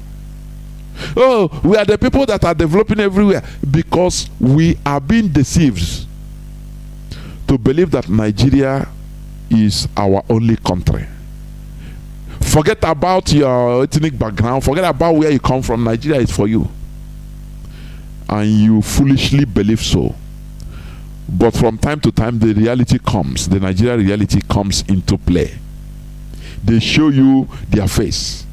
But the problem is, will they call it stubborn Igbos learn? Will they learn? That is the question, the big question we are asking. But I urge our people to learn. Nigeria is just an illusion. The reality, if we continue in Nigeria, before God and man, in the next few decades will be like Almajiri. I'm saying this, it's in Nigeria that they say, look at what Kwankwaso said, that we are not good to govern, we are irrelevant in Nigerian politics. We're only good in business. When I hear such talks, I say, oh, how are the mighty fallen? How are the mighty fallen? Now they relegate us to trading. People used to think that it is this is positivity, that is a praise, is praise. There is a type of praise that it is mocking. They mock us. You people go and work, go and do your buying and selling. I beg, buy engine block. You have engine block, is where you are good at. You are not good in making policies. Go and do your trading. That is the only thing they tell you. And you foolishly, as an idiot, you accept it. Does that ring any bell in you? It's a question I want people to answer. Do you normally sit down and think, how can talented people like we now they relegate and say, no, you are good in doing buying and selling, and you accept it? You are good in doing buying and selling. Whereas even the alma maters of Nigeria are Igbos. The most educated were Igbos. Only that there is a, Kwankwaso said that you are irrelevant if you want to be relevant. The way they insult us. Our people don't see it. Very big insult. If you want to be irrelevant. Do you know why they say so? Because you don't understand the Nigeria reality. Do you understand me? Do you know, even population wise, do you know that if really we can use our population in order to influence everything or anything in Nigeria? But Ndikwe and Ndekwe now, before you talk, they go, look, this PDP, is it not formed by Ekweme? Under, is it G37 or G34 that brought PDP? Where is him now? Where is Igbos in PDP? They relegated everybody to the background because of the characters they portray. When you say your brother, your buyer will have no trust in you. Do you understand me? When you look at what is happening in the Nigerian politics, you understand that the Igbos are really, these are people that never understand politics. It started right from Azikiwe till death. People never learn. Our people never learn. They think that politics in Nigeria, or so-called politics, the criminality they call politics, is doing omonna de. You use money, buy this, and now no is chief or me one, and everything is like that. No, there are things that happen that you should consider. We should be in block. That is what our leader have been preaching. Have one focus. Stop being distracted, because the Nigeria reality facing us is very, very dark. I am telling you, they come with a Ruga, they come with a water bill, they come with a Quran being translated in Igbo language. Remember the Fulani question. When they go to any place, they handpick those, the willing tools. That is the Fulani for you, the caliphate. They go and handpick those greedy ones. Just imagine, just like what I said about Boris Johnson resignation. What really prompted him amid the scandal? Because he passed a vote of no confidence, but a little margin. But immediately, his own party members started resigning in order to show him that, oh boy, we can no more be with you. So he became alone, secluded, and he has to resign.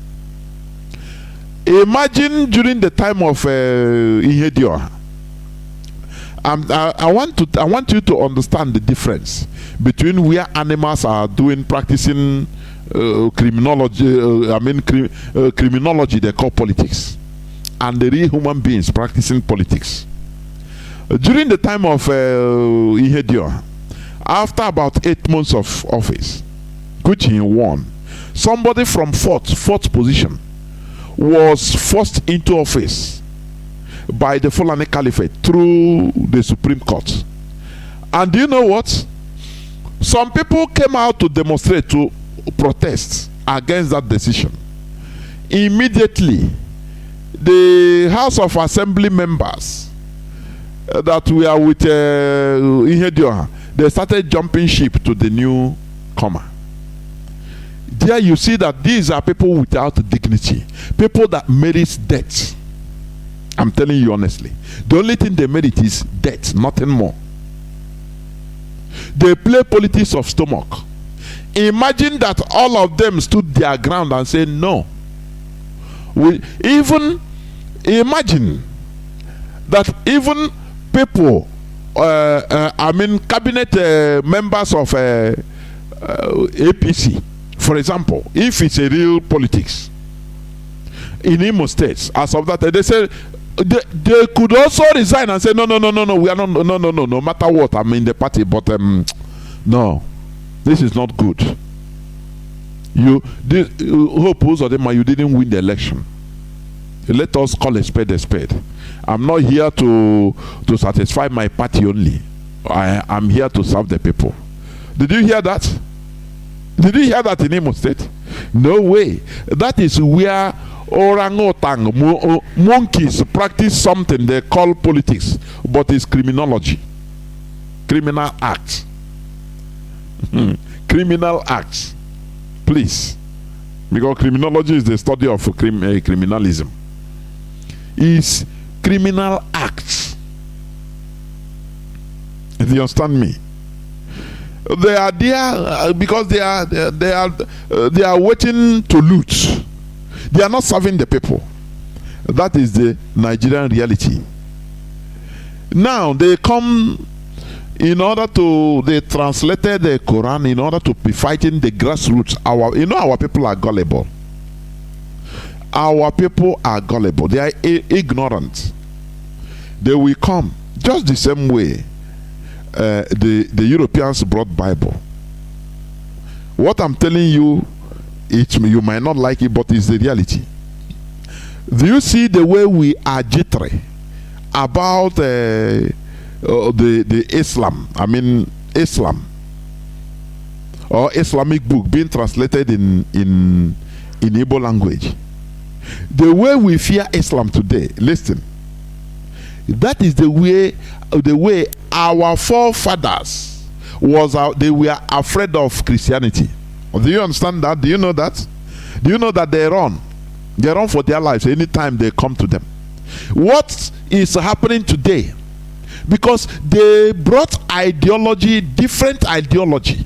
That is the way our ancestors, they were jittery. They were afraid. Now, which one be this again? What is this again? No? They said they brought which kind religion again? We have our own way of life. That is the way we are afraid of this Islam conquering our land, being in our people's ideology today. That is the way our ancestors were against Christians or Christianity. You go and make your researches. What I'm telling you is true. That is why they call church Oka. Oku no Oka. Ndoku no Oka. That is what it means in Igbo language. Troublesome people. Do you understand? Now they come through Islam. So I don't know whether somebody wrote, I think it's a mega gift. They failed to give us, our rich Muslim brothers. They don't want to give us seaports. They don't want to give us, railway line, but they want to give us a Quran. Do you see? Do you see it? They want to give us Quran. Oh, they love us too much. They want us to go to heaven. The same way Europeans wanted us to go to heaven and leave this earth for them. And they introduce us into what is killing us today. Do you understand? That is the same love that the Muslims, the Fulani Caliphate, have on us. They don't want. They are destroying our farm with their cattle. They don't want us to eat. They want us to starve. But they love us too much and come and give us Quran, so that we shall read and go to heaven.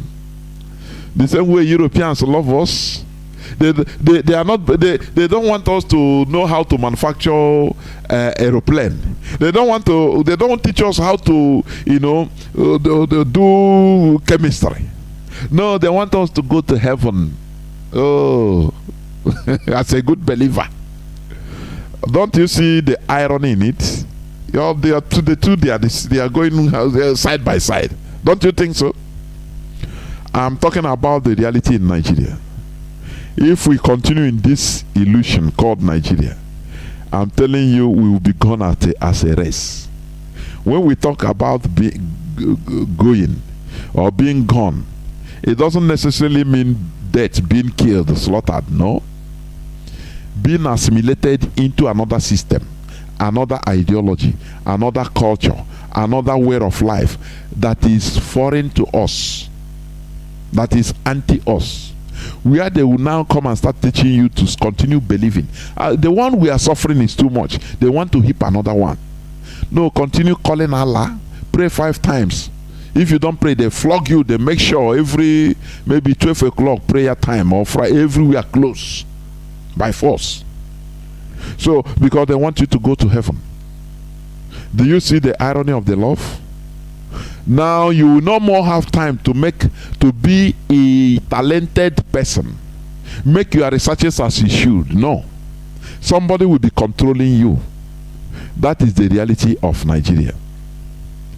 Therefore, the current election fever is a device to distract, demoralize, and kick us completely off track. I have said this before, and I will repeat. That is why I used to play this clip. Please, those that are, thinking that they have another savior in the name of P2B or anything you call it, why not, as a human being, you are, God give you brain. I want you to just think above 4 to 8 years. Think. Somebody rightly asked. Today we remember Sam Mbakwe, but all the things he put in place have been destroyed by the subsequent stooges we call governors. Okay. Now, had it been that we have continuity, if not that we are in Nigeria, somebody like Sam Mbakwe would have made an everlasting impact. But where are those impacts today? They are no more existing.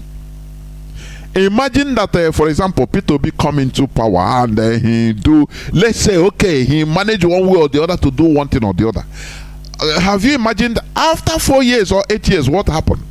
Another caliphate agent that will come will destroy everything. You'll be shouting, oh, this man, they are destroying, they have destroyed, and you go back to status quo. That is why we prod your brain to think, reason beyond the 4 or 8 years. Or one thing that we also another option is, as election fever is everywhere. Now, we know elections in Nigeria are not decided through ballots, no? Do you know how many people the Fulani are importing into Nigeria? Do you know? Now, after the election, the result will be, P2B lost, just few margin, just little margin. And he will come out to address the teeming youth, so-called, which you are among, because you are intoxicated now, you're in a fever. Anyway, let us, I'm not, the way he used to say, I am not, it's not do or die. We tried this time. Let us wait for another 4 years, we'll do it better. Meanwhile, below Biden, by that time, agitation is gone. Your IPOB is gone. That is the plans. We have their options. So the whole plans they make, we have it. IPOB has it. Do you understand? Oh no! Please, let's join hands together to help the newcomer. I salute him, but don't worry. In the next 4 years, we will bounce back and take what belongs to us. So, and there ends it. Any person that is talking, say, "I beg, just in 4 years we will take it. Don't worry, we will do it better this time around." That is one thing very funny I see with Nigeria. He say, "Let us get it better now." Every time, let us get it better. During Obasanjo time, 1990, we shall get it better now. after. We shall get it better now. And they continue entering into what? Because they don't understand the Nigeria reality. It baffles me, honestly. The Nigeria reality signifies anti-development, anti-progress, anti-advancement, mediocrity, and backwardness to us Biafrans. Nigeria is a field of marginalization for Biafrans. The Nigeria reality is anti-people. It is anti-Biafra. When we talk about marginalization, some people say no, everybody is marginalized in this country, and I say no. Don't worry, marginalization will be a topic of another day. I will explain it more better. What is marginalization, please? The reality in Nigeria reality is anti-people. It is anti-Biafra. The earlier we get out from this, let us be focused. As we have seen the reality, the Nigeria reality, in order to move away from this dungeon. That is the only thing we are asking. We have no other focus. We have no other objective. Oh, let us help to build it.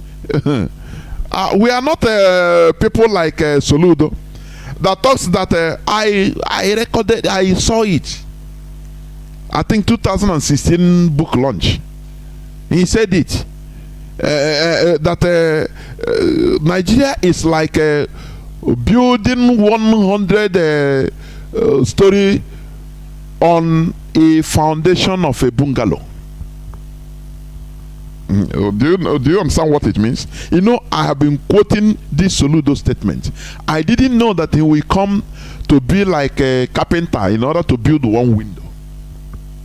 When we talk about Nigeria, we talk about people that lacks integrity, people that don't respect their words, people that are men of dishonor. Do you know that Japanese they love honor more than life itself? Do you know that? The honor for them, honor, somebody's integrity, somebody's honor is more than life itself. That is why when you are dishonored, they will just tell you, you know what to do. No person will tell you anything. You know what to do. Say, okay, go and commit suicide in order to bring back your honor. Oh, the person committed suicide. That is it. The Nigeria reality is anti-people. Only few people, 1%, less than 1% are the people that are enjoying. The caliphate is using them in order to do what? To colonize everybody. That is the Nigeria reality. This is where I'm going to stop. I'm going to go into a few minutes break so that when I come back, I will open the lines so that people will call in. Please don't go away. I will be right back.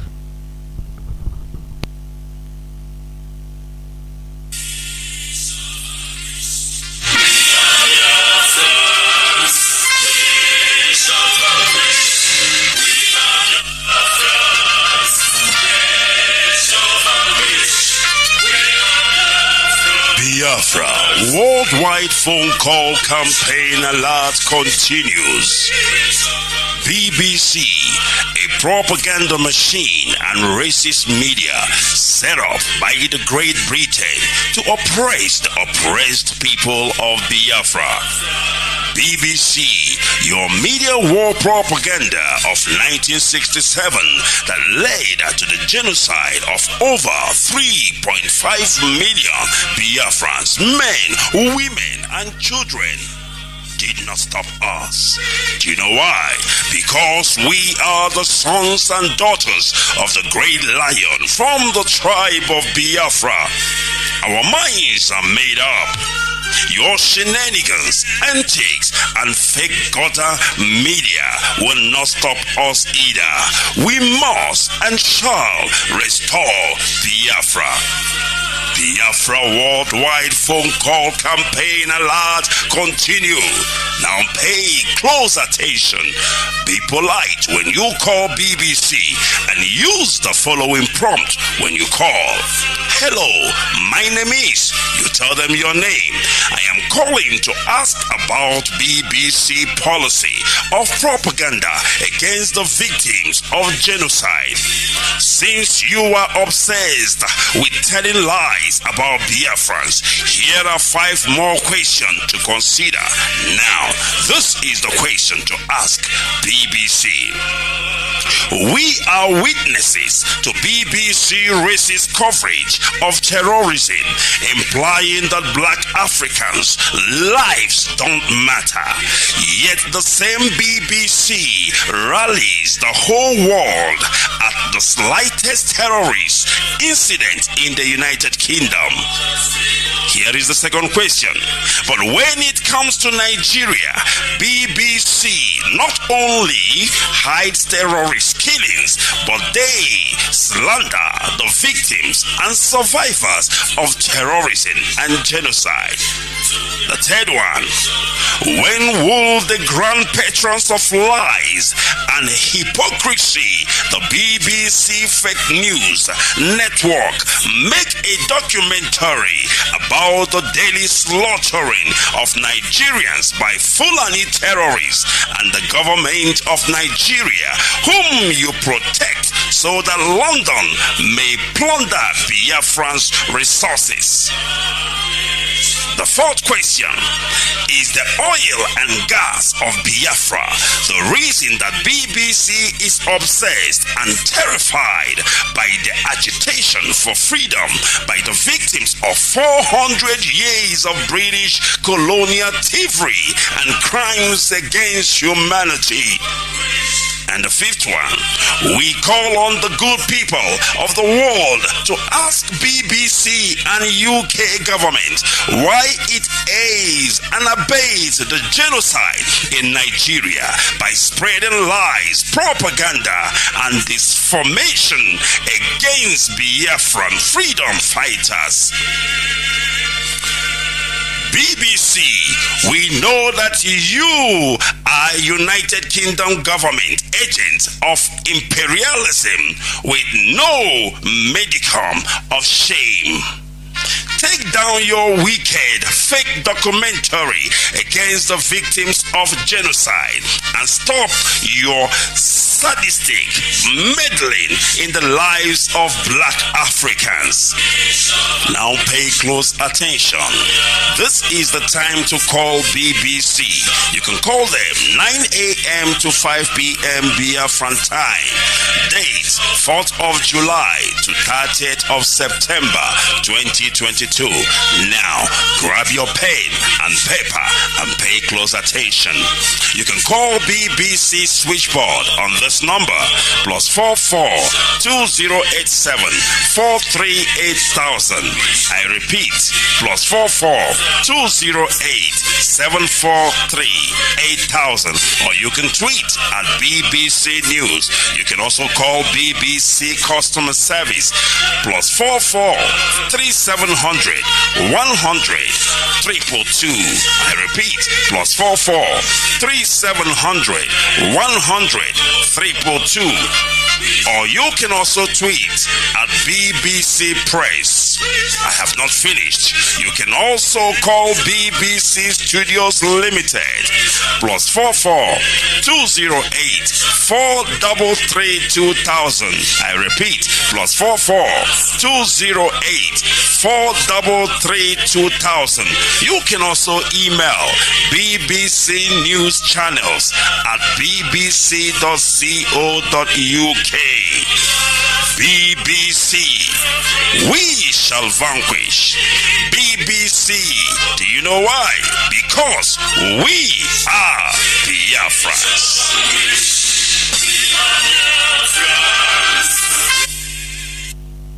Welcome back. This is Radio Biafra HAUSA-SERVICE coming to you through the auspices of Radio Biafra London. My name remains Mazi Chinedu from Olu province of Biafra land. Today is the 7th day of July, being Thursday 2022. We are here live and direct. Our lines are now open. Our direct line is +1 213 328 6224. I repeat, +1 213 328-6224. Our WhatsApp and Signal line is +61 405 142 547. I repeat, +61 405 142 547. I have a caller, the first caller on WhatsApp. Caller on WhatsApp, welcome to the program. You are the first caller, please. Can you hear me? Yeah. Yes, so Mazi Chinedu. There we welcome to I greet you from India, New Delhi. There we As Mudo Chineke Dre, Mwa Chineke. the Korage. As Nnamdi ya dị ndị ezinụlọ ya dị. Ọrụ onwe na-arụrụ Biafrans. As Chineke ya agbaghị ume. Anyị enweghị ọlaọcha ka anyị ji enwe ọla edo. Ka anyị eji wee kwụọ ụgwọ mana Chukwu oke abịa ma ya nye gị ndụ n'elu ndụ. Maka na ya mara na ebe ọbụla ndụ dị na ọganihu ya adị. Ndụ gị ya adị nwanne m. Ya adị ka echi. Darụghị nne. Ọsọ na ife ịgụrụ today. Ihe chọrọ ikwu maka odumeje and ike ekpere mmadụ.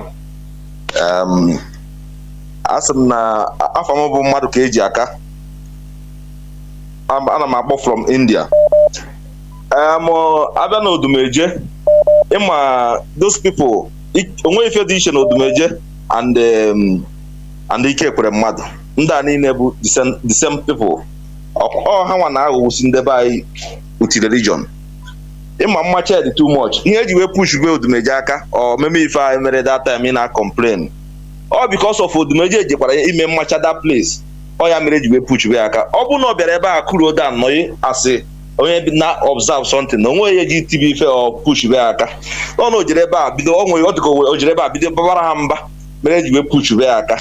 Ịghọtago? So those people ha nchara na-ebu the same. I don't pity for these people. Adam emere ha ebele. Amfu self ka Fulani yesi we gbucha ncha niile egbuchapụ ndị a because ndị a corrupt ndị be anyị na fake amụma fake a na-ebu amụma a na-emegasị ụmụ ihe na-eme drama ndị be anyị a na-anwụsịsị ihe ndị be anyị supposed ịma ha amarozi ya because of church, because of pastor, because of religion. So those odumeje and ike ekwere mmadụ ha ncha bụ the same. So abịakwa na nke ike ekwere mmadụ efuru ka ndị be anyị si wee ma afụkwara mma nwanne anyị nwoke that place ha jere ụlọ ikpe ịghọtago na London afụrụ ha ebe Koiki Media na on live na-egosifa na-ajụ one Fulani man na-ajụ the man na-ezu iwe na-agbagharị ọ chọghị ikwu okwu. You know, so those people now about the same thing. Mfuka yesi we to that man 100 years na with the family with the munye, yeah, set to offer because all that na community evil na buy even in all the whole massacre in Enugu state, he kept with mmadụ nwere 95% there because all that kpọbatara Fulani people. So I am a silent killer. Onye ode ekwu but all the very deadly. I'm telling very deadly human being, very also all deadly here according with the Simon Epa, collaborate with the Simon Epa. We na-ebusi ndị be anyị na-ebusi ọ Chineke anatrofa. Ọkụ aya oniena our ancestors. Aya onigo ha. Ha ebinie na wee na-arụ ọrụ. Ọkụ Boris Johnson ka ogene ọkụ Jubilee jere UK ụbọchị a. How many days old you enter from UK if I na-eme na London. So ha ncha niile ya afụcha ha ka ha wee kpa nkata ọjọọ dị iche iche wee jide Mazi Nnamdi Kanu wee si na Biafra ya abịa. Chineke our ancestors ma ndị nwụrụ n'agha ma ụmụazị nwụrụ n'agụọ ha ebinie na obere oge na ha enwetawe one by one. Onweghị onye oyi ahapụ, onweghị onye ya na free. But after everything Biafra must come. So Fulani people na-akpa nkata ka ha DSS they destroy that prison. Onwe ife mere Mazi Nnamdi Kanu the whole Nigeria ya emegini ya sink. Ọbụrọkwa ire we IPOB ya anyị determine go restore our land and no jubita onwe mmadụ ọbụla ịghọtago nwere ike igbochiwe because aka Chukwu dị ya. So ọgwụgwọ ka ọha n'ọnụ I greet my leader Mazi Nnamdi Kanu Ọhamadike 1 na Biafra land. Asị m udo Chineke ya adịrị gị. Asị m na ndụ gị ya adị, ndị ezinụlọ gị ya adị. Aja mmadụ anyị afụghị anya. Asị m na aka ọbụla bilite ka o megidere ebe ahụ ị nọ aka ha ya akpọnwụ. Onye abụ ekpere n'ụtụtụ n'ehihie n'abalị. Ana m ekele all the media warriors. I throw away salute. As in Chineke gba unu ume. Unu abụ na-broadcast every day na Radio Biafra. As in udo Chineke ya dị na-adịrị ọnụ. Na ọganihu unu ya dị ka osimiri. Osimiri dị aka. Ihe ọbụla unu tiri aka unu na-eme ya dị na-agaziri unu. Unu ya afụ ihe unu eji na-azụ ụmụ unu. Asị na Chineke agọzi unu n'ụtụtụ na ehihie n'abalị. Ana m ekpe ekpere wee na-asịkwa Eastern Security Network ya adị. The commander of Eastern Security Network, I throw away salute. Asị m Chineke ya nọnyere unu. Anyị enweta ya Biafra n'aha Chukwu oke abịama. Ise. Ndewo. I have a call. Let me, before I bring in a caller, please, let me again reiterate on this. Like our brother said, my own comment there concerning Odumeje is you have no right to slap or to push or to physically attack somebody. You have no right. I don't care what he did or what, you have no right. Even on camera. The way they humiliated him, slapped him, pushed him, law enforcement agents don't behave like that. That is my own point. So that is it. Caller on signal, please hold on. Caller on WhatsApp, can you hear me? Caller on WhatsApp. I mean, caller on direct line, can you hear me? Caller on direct line, can you hear me? Mr. from Abba. Go on, please. Go on. I think you are on the line. You are critical. Mazi, go on. You are on directly on Radio Biafra HAUSA-SERVICE. Please go on. All right. Anybody that is supporting this BBC in Nigeria is a saboteur. So they have been deceiving us. Enough is enough. I have not much to say than they have been doing the election since many years. There is no truth. So we are not interested. Thank you, sir. Thank you. Very, very simple. Thank you. Caller on signal. Can you hear me? Welcome to the program. I can hear you loud and clear, Mazi. My name is Chinedu. There we go on. Mazi, your program is vibrating everywhere. The testimony I have today in the office is that people that were speaking against Biafra before, today, all of them are tilting towards Biafra because they have seen the handwriting on the wall. Let me start by saying that I like Biafrans because in their purest of heart, they don't support evil.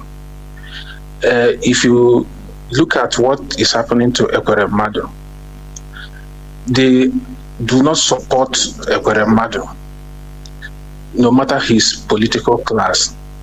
But if you take it to other sector of the zoo, in maybe the northern side, even if the person has committed abomination, they shield that person.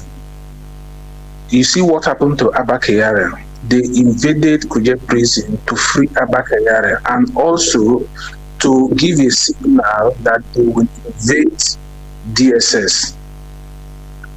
If Abba Kyari were to be an Igbo man or a Biafran, no matter what, Biafrans will criticize his attitude.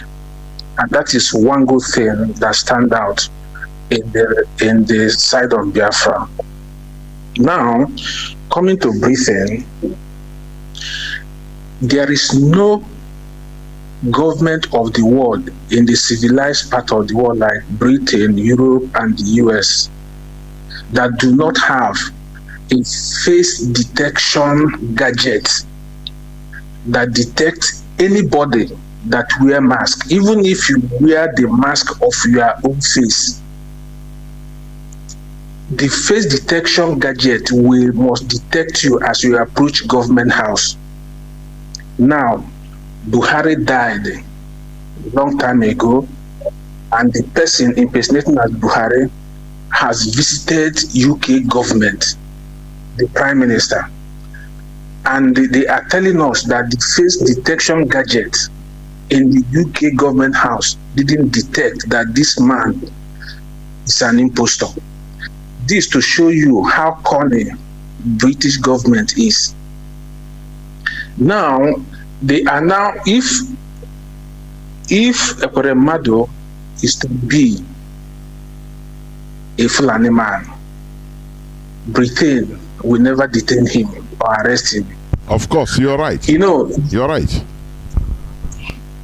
They will never detain him. Everything will be covered. If you look, if you check the statistics, many Nigerian politicians from the north, from the west, their children, there are some of their children that are suffering from kidney disease. And they have, many of them have done kidney transplant. But the beam, we are not centered on them. They want to put a Biafran on a bad light internationally, thinking that Biafran will support the evil of the person they are holding. And thank God for IPOB and the way you have spoken, that no matter who you are, once you commit evil, we will expose you for being an evil person. And that is why Biafra will come, because Biafra stand on purity. And I said before that the Britain, the war in Ukraine and Russia will consume Britain. What is happening in UK now is as a result of injustice against Biafrans. They may not see it like that, but it will come because they have committed the worst crime by knowing that the president of the country died, impersonator came, and they visited the UK government, the Prime Minister, and they covered it. If Buhari is to be a Biafran or an Igbo man, they will open the gate of hell. They will even arrest him at the airport. But because he's a Fulani man, I don't know the kind of secret pact they have with Fulani. They will hide it till the end of time. But God will expose them, and He's exposing them. I like your analysis, because as I looked at your analysis and watch it and analyze it also in my own mind, I say that you are a man of truth. The way you touched on the Ekweremadu case, it has shown the world that Biafran doesn't stand on lies or on corruption. If a Biafran is corrupted, the Biafran must not stand on the side of that person. So the world has known how pure IPOB led Mazi Nnamdi Kanu is. And I thank you for that analysis. I will urge all Biafrans to equip themselves, to purchase tools and the equipment, because the war is at the doorstep. Thank you. Mazi, thank you very much. We must continue. We are Biafrans. We must continue. Caller on WhatsApp, continue holding on, please. Caller on direct line. Can you hear me? Caller on direct line. Please, there will go on, please. Go on. Mazi, Chinedu, good evening, sir. There will. Though I didn't come on time to join the analysis, but I met it at least towards the end of the program. But I will still say something. I want us to believe that God is working. Based on what is happening in Britain now, I want to believe that God is working. For Boris Johnson to decide to resign, I believe that something is about to come out. Whatever they are doing with Ekweremadu is left for them. They knew that Buhari died in Britain, and they are covering it. They don't want to say it out. and somebody went there again, they still receive him as the president of the zoo.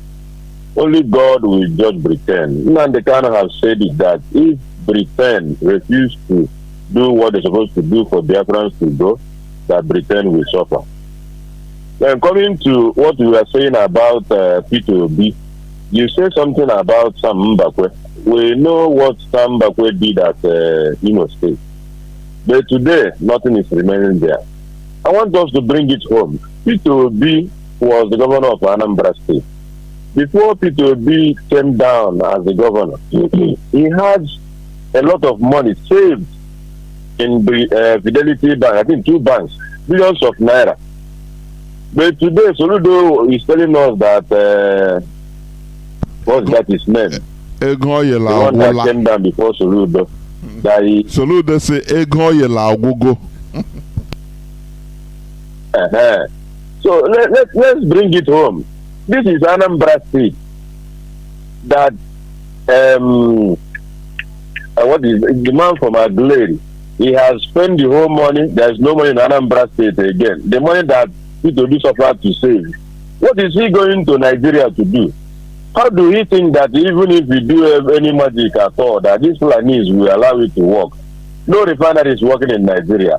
The ports that are in the east here, they are not working. Nothing is working. The Fulani has hijacked everything, waiting until they Islamize the country. They will want those things to be working because they will be at the top. And P2B is going there to go and do magic. Only God will deliver us. I just pray that God will deliver us in this type of, that is, problematic situation we found ourselves. I pray that God, in His infinite mercy, will deliver Nnamdi Kanu, that no evil plan of the enemy against you will come to pass. And so shall it be. In the name of people of Abraham. He said, thank you very much. He said, thank you. Caller on WhatsApp, thank you for holding on. Welcome to the program. Caller on WhatsApp. Can you hear me? Yeah, I can hear you, Mazi. There we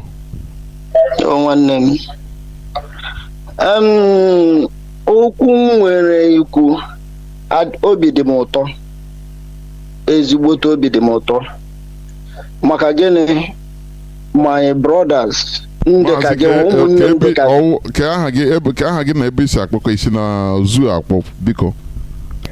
Ọ na zoo ka isi akpọ. Okay, udo ndewo. No zoo. That huge zoo. I am calling from political contraction called area. So when I am over happy concerning what happened to Ekweremadu, number 1.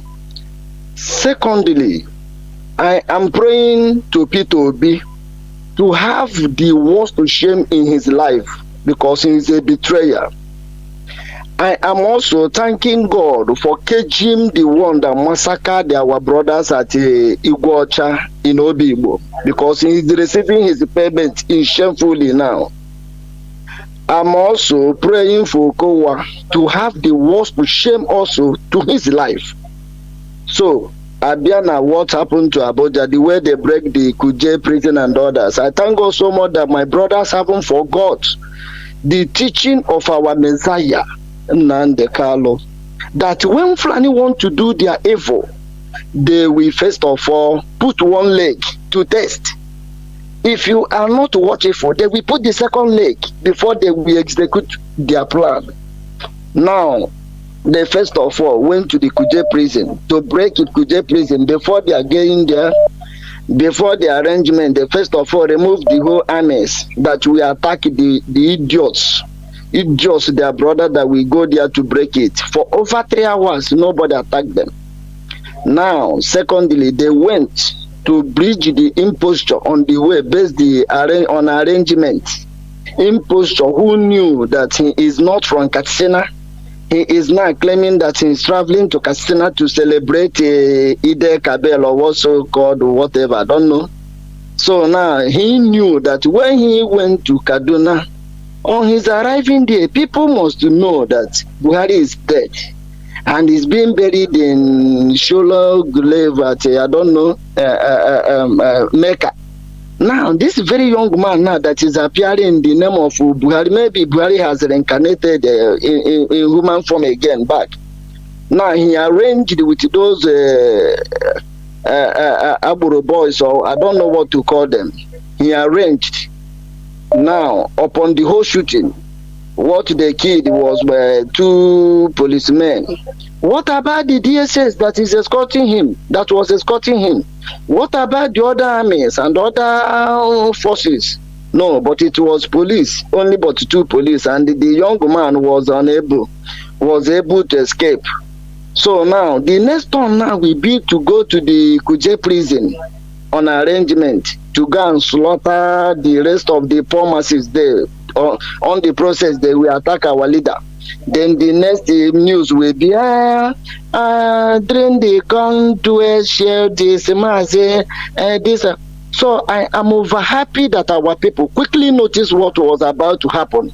And then I come on the air to tell the whole world that this is what is about to happen.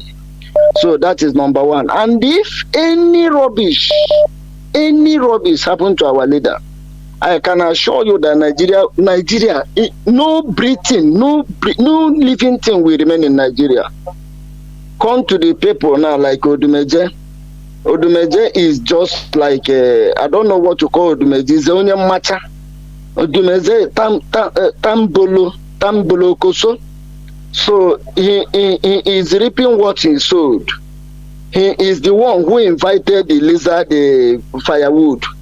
So they have come to face it for him, because I don't know anything to say about him, but they are reaping what they sowed. That is only the thing I am happy for. I thank you, Mazi, for all the knowledge that God has given to you. I thank all our brothers, able brothers who came from heaven to rescue the poor masses. I thank you all. Thank you. Thank you all. Thank you all. Mazi. Thank you.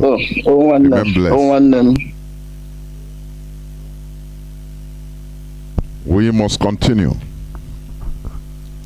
I have callers, but there's this caller on direct line I want to pick, but he has been calling, but now he cannot call. I don't know. Let me go to the caller on signal. Caller on signal, welcome to the program. Can you hear me? Can you hear me, sir? Welcome to the program. The whole world is hearing you. Please go on. Thank you very much. Good evening, great Biafra. Good afternoon and good night, based on your time zone.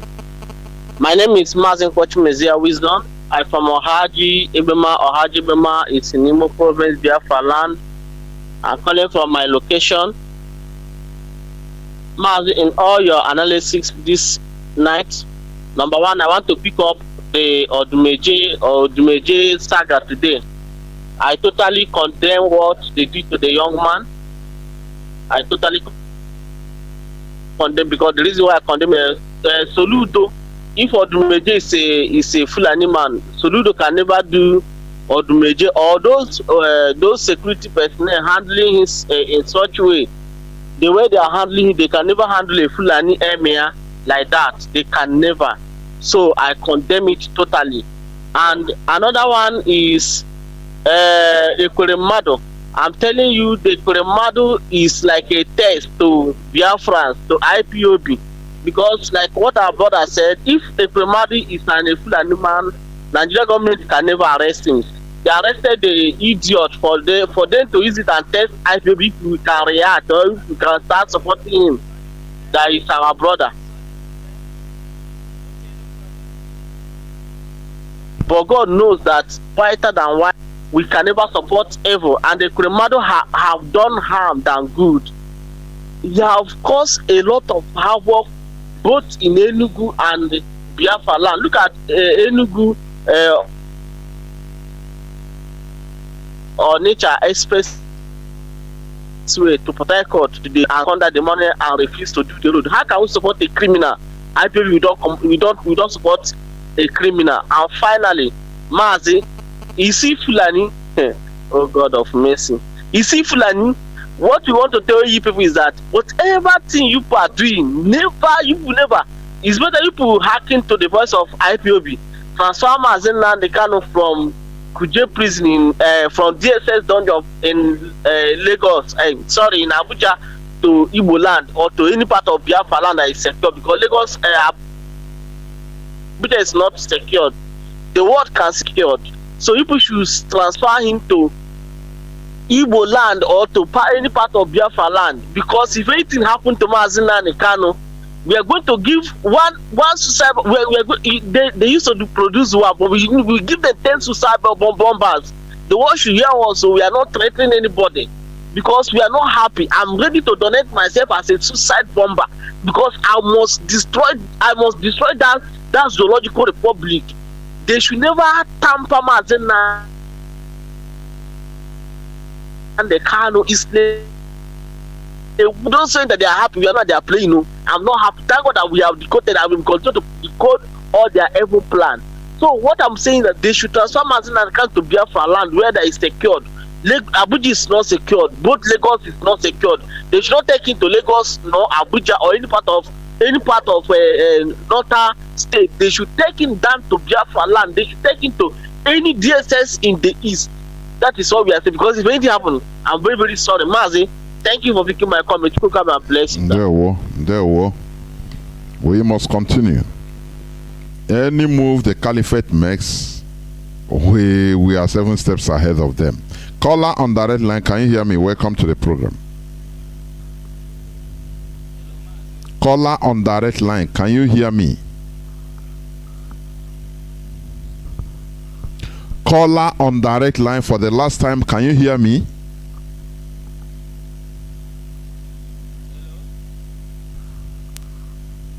No. Caller on WhatsApp, welcome to the program. Can you hear me? Good evening from here. There we. This is Anu Modulo calling you from UAE. Anu Modulo. No, there we.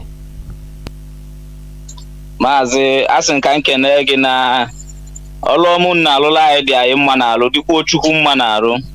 Onye nwe anyị ga na-echekwa bụ na-echekwa mezinu unu, na-enyekwa unu more wisdom, na-enyekwa unu ike n'enu ike. Ụkwụ agara akpọ unu, o nwere ihe ga-eme unu ga-adị ndụ fu Biafra ise. Mazi, today I was little sad today, Sha. Where in my working place, a man came. Let me say, customer came to my working place and we are discussing. He asked me, where are you from? I said, Biafra. The man told me he have never heard about Biafra. Where? I said, Biafra is a neighboring country to Nigeria, so that he will be able to understand. The man said, Nigeria, that evil country. I said, eh? He said, yes, now that my country have everything that a human being needs to be alive. But our Fulani governments are wicked and evil. I said, how do you know? He said that he had been hearing of it now, that he's aware of it, that he used to meet some of them in Mecca. The way they used to behave, the way they used to do. This man was some Negodian people go down alone at our Funabaya Maka now.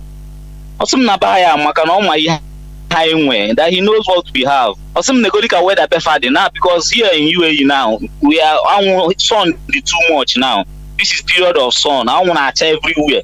Or some but in my country, say no, my country weather is good though. Or some imagine, or some do you know that now? No more check internet, highway by now that we are more blessed than them. Or look at me here suffering. I was like that afternoon the man now got me here, snake kill the man. Or some now that we are better than them, but we have bad government. You know that I was listening to Mazi, what's his name? Ice Peters or what? His program. I was listening to his program. The man when he put it in. Where's the man look at? That's the reason that we are fighting to liberate ourselves from that so-called Nigeria. If you can listen to me now, I'm listening to my country radio. Can you? The man follow me and listen. And the man downloaded the IPOB community radio app in front of me immediately. You don't know the same program with me. Honestly, Mazi. But I load all the thing and say this is what I listen to every day. Oh. I don't listen to anything. Oh. This is what I used to listen everywhere. It's from here that I get information, know everything. That's why we are trying to separate ourselves from that country so that we can be greater than you people self. Because the man was like, he was even the one telling me what is happening to show you that the whole world know that the whole world is aware of what is happening in that zoo. Honestly, Mazi. Of course. All of them know what is happening. I was shocked today, honestly. But the thing, if not that I'm a man, number one, you're kind of one side because the man was saying a lot of things. I was like, imagine. He told me, look at where you are here suffering. Look at our weather. I'm even looking for a way to run to. That our weather is not good, but your country weather is nice. Everything. I told the man, yes, we have all the mineral resources that Nigeria is benefiting today is from my own land. Even Britain, everything. The man say yes, he know that Britain is aware of it. Only meet many of them. Maybe na Kafo Buddha, only meet many of them. That's Sosihama is to root and to know everything. Another man, that is many of them they used to castigate Nigeria here, and then cannot castigate you for.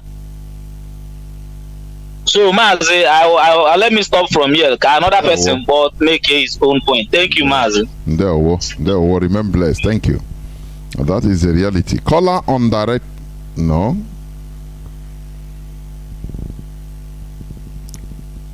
Caller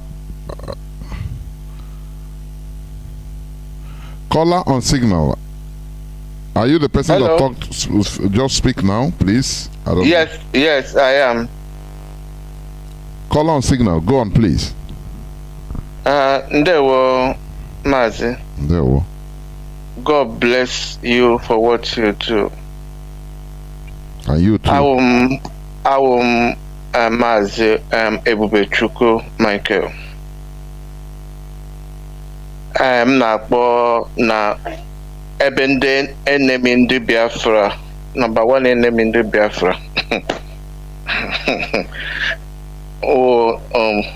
UK.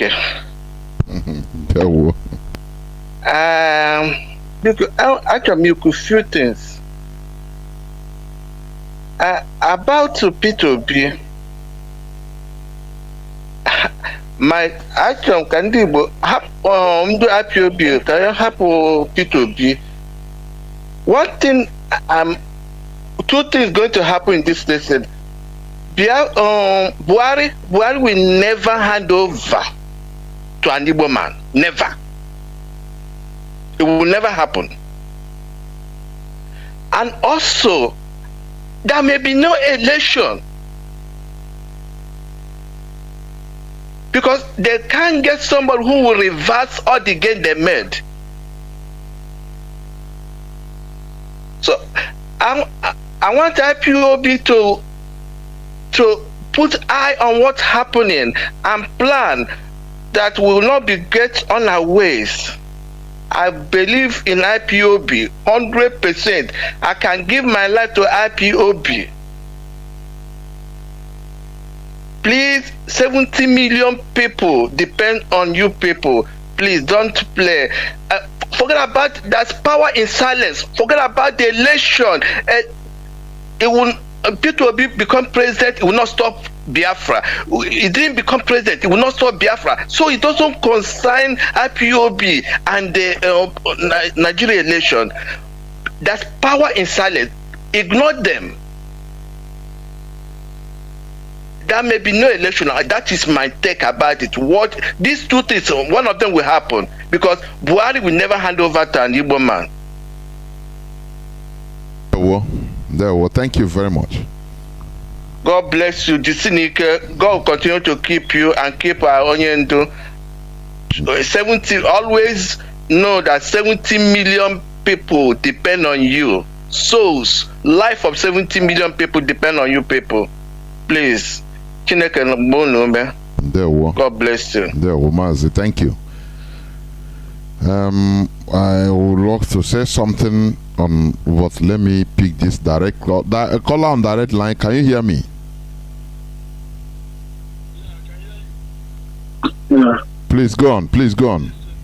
Mazi, this is Mazi Odrichukwu Wankwo, calling from Benue, the part of Zoo in Nigeria. I'm calling from Benue State. There we The whole world is hearing you. The whole world is hearing you. Please go on. Okay. What I'm trying to say now, this thing that our people is trying to say that they should bring Mazi Nnamdi Kanu to the Biafra land. On my own, I didn't take that idea, because why I didn't take that idea is that, why can you say they should bring it to Biafra land? Because the Fulani are the one controlling the police and the army there. So they can still do anything they want in that our Biafra land. Because now we are not government on our own. So the suggestion that people is talking that they should bring our leader in Biafra land, I don't take it, because anything that happened to our leader there, they will say is in your land that it happened. It's not the soldier, it's not the bandit or the Fulani terrorist. So what I'm trying to say here is that they should release this man. This man do nothing. Why are they holding him? They should release him, not even changing him from one prison to another. It's when you commit a crime that they will be changing prison for you. So my own is they should leave this man alone, not bringing him to our land. Because if they bring him to our land, they will use their military flying there to do what they want to do. When somebody pull his uniform up, when somebody pull his uniform and do what he wants to do, how can you say it's the military that did it? So on my own take, instead of them bringing him in our Biafra land, better they should leave him there. In Abuja, at least if something happens, we'll see where we will hold hand to fight them. Because if they bring it to our land, anything that happens, they will blame it on us. So that's my contribution, my brother. Thank you. You are doing a very great job. There we are. Thank you very much. Well taken. Our leader should be released. One thing is this: Nigeria, you know, for the caliphate. They have a limit anyway, because they know that we are more radical than them. We are more. Anyway, let me stop here. Anyway, caller on WhatsApp, welcome to the program. Can you hear me?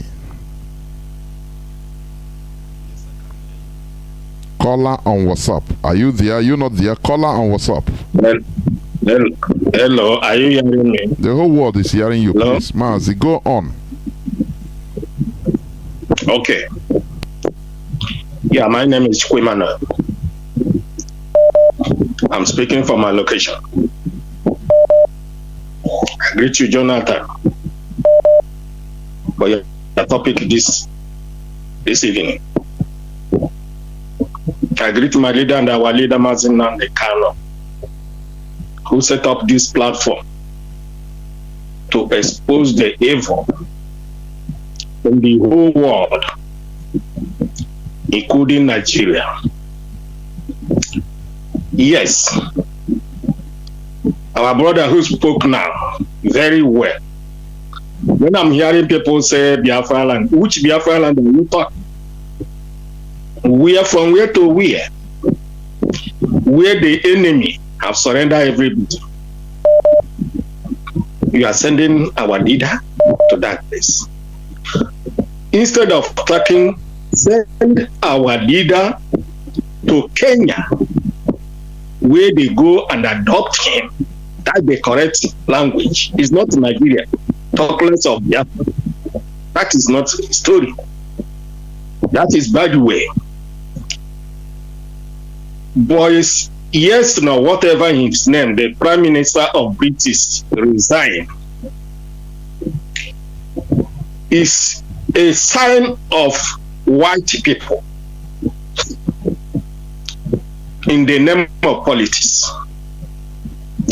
They understand what to do and the time to do it. Can you see any Nigerian resigning up to a prime minister or a president, they call it in Nigeria? Which people will tell you a person as a president to resign in Nigeria? All of you have been hearing what is happening with Buhari. Since 2017, Buhari died.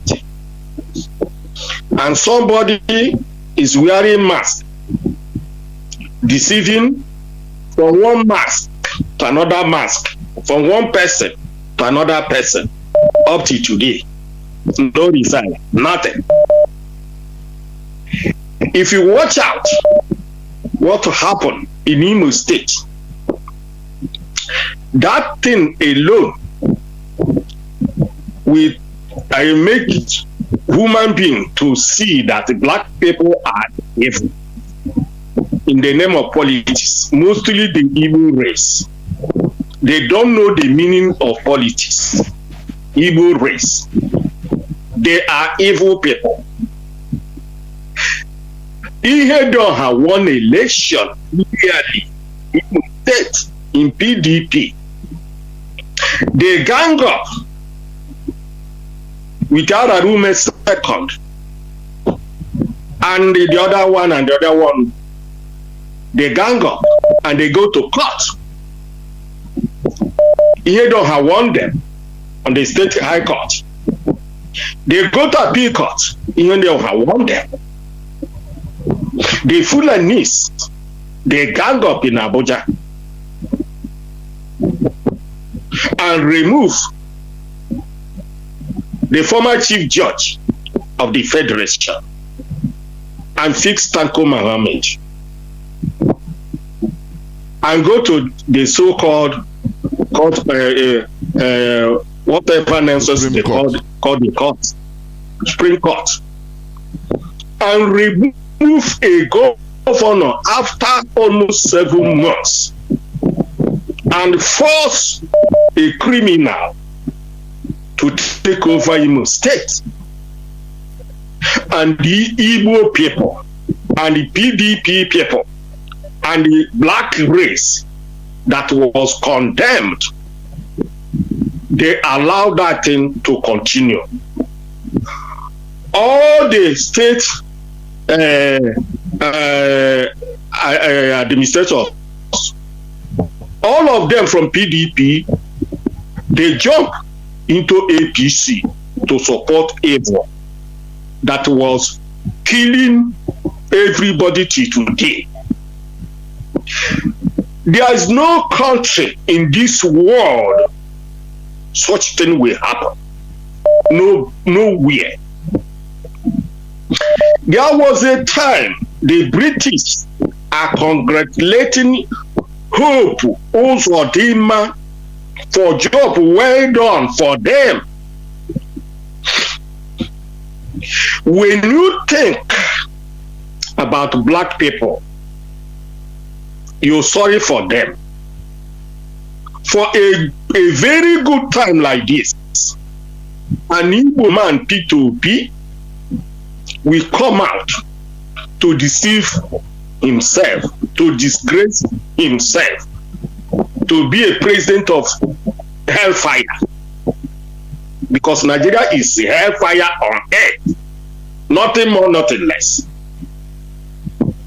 Kotoni, Lome, all the small country around Nigeria is even heaven than Nigeria. So, Nigeria, you see today, if Igbo cannot learn from the past up to today, I'm sorry for Igbo race on earth. Nnamdi Kanu have done so much for Igbos, for Biafrans, for Nigerians, all the indigenous people. The Fulani have come out in their full force, claiming Nigeria. And somebody who say he's Igbo man is deceiving himself.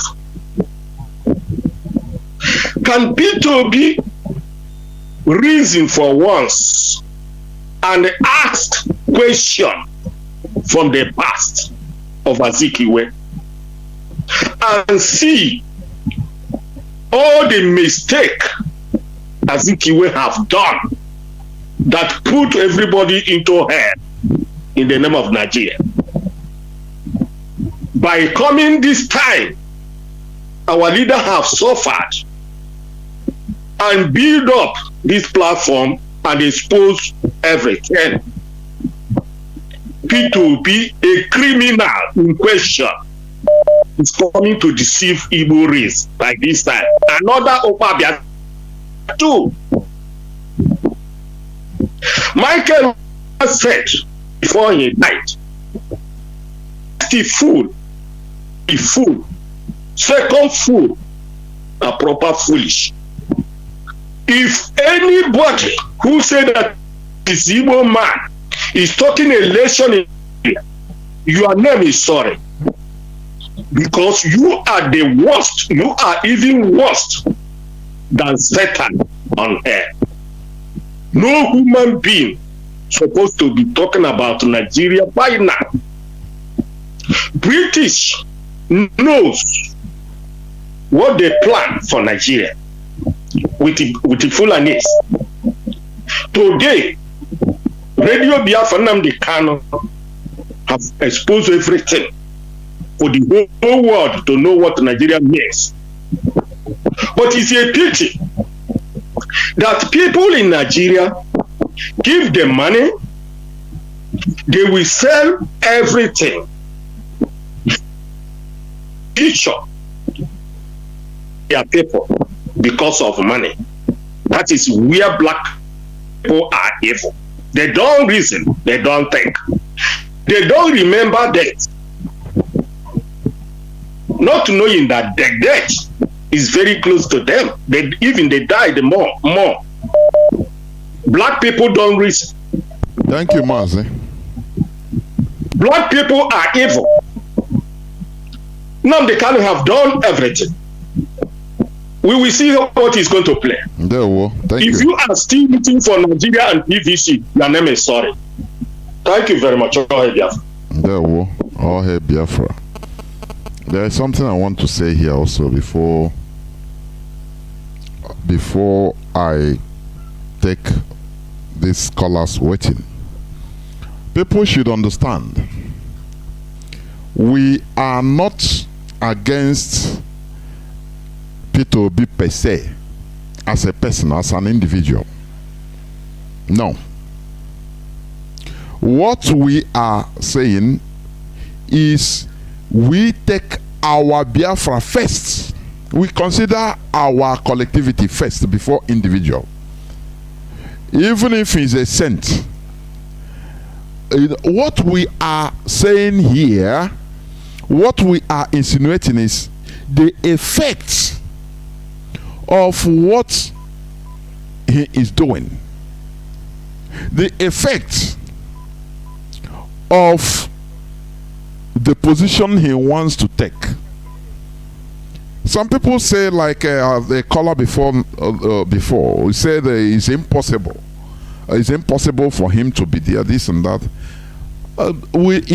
IPOB, we make our analysis 360 degrees. What we do is to tell people and to tell ourselves to analyze what it could be or what it can bring, whether it is possible or whether it is it's not possible. When you calculate something one-sided, you can have a surprise. What we are saying is this: it doesn't matter who enters there, even if, let him be an angel, as they call Angel Michael, Angel Okafor. It doesn't matter who you are. You cannot fix Nigeria. I gave example of Sam Mbakwe because Imo State is under Nigeria. What Sam Mbakwe did all became history. All gone. Because the people the people that came after him, they just went back to the status quo. They destroyed everything. I want our people to start thinking, after 4 years or 8 years, what will happen? Okay, imagine that Peter Obi came. He do this, he perform this magic. In others that will come after him, what will happen? And how do you think that he can do all these things? You know, talking is very cheap, unless on telephone. After all, Buhari, before he came, they start by deception. You know, Nigeria is, they are gullible. That is why I call Nigerians very stupid and foolish. Because they don't remember. They don't remember. They forget very easily. Buhari saying he will make $1 to be $2 to be 1 naira. He will remove a subsidy. He will build restore electricity to Nigeria under 6 months. He will defeat Boko Haram. What happened now? I don't know. That's why I say Nigerians, their brain is there just for fancy. They don't know the value of brain. They thought that their brain is there just for fancy. We poke you to reason with that brain that is there in your skull. It's not for fancy, it's to reason. That is all we say here. I have a caller that has been waiting. I think we are heading towards the end of this program.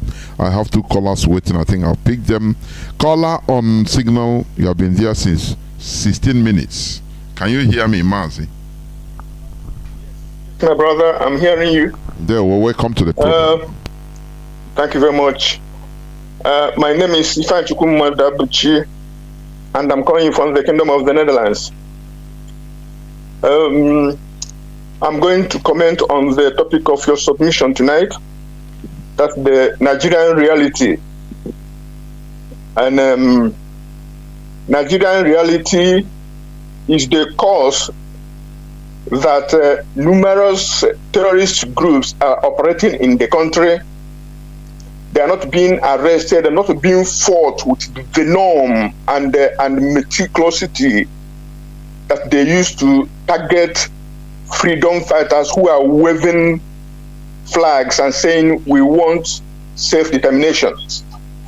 And if the same Nigerian reality caused that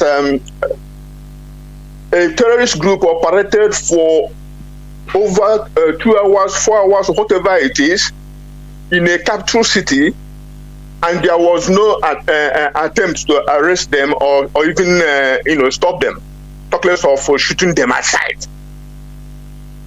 Tell me, how is that possible? Where is the Nigerian Military Intelligence Agency? Where is the Nigerian National Security Agency? Where is the infamous DSS? Where are the armed forces, the paramilitaries? Because from the road to around that prison, there are armed forces, police and army stationed around. Where we are there. Why we are there told to step down hours, 24 hours more or less before the operation of the terrorists. So this is Nigerian condition. But our leader, innocent man, and our family members, IPOB family members, are being haunted, jailed, and killed, and so forth. And as I'm talking our leader, we demand unconditional release of our leader. He will choose where he wants to go, because you cannot kidnap somebody and come and try him in the damnable zoological republic called Nigeria. So that is what I say about our leader and whatever they are cooking in that place.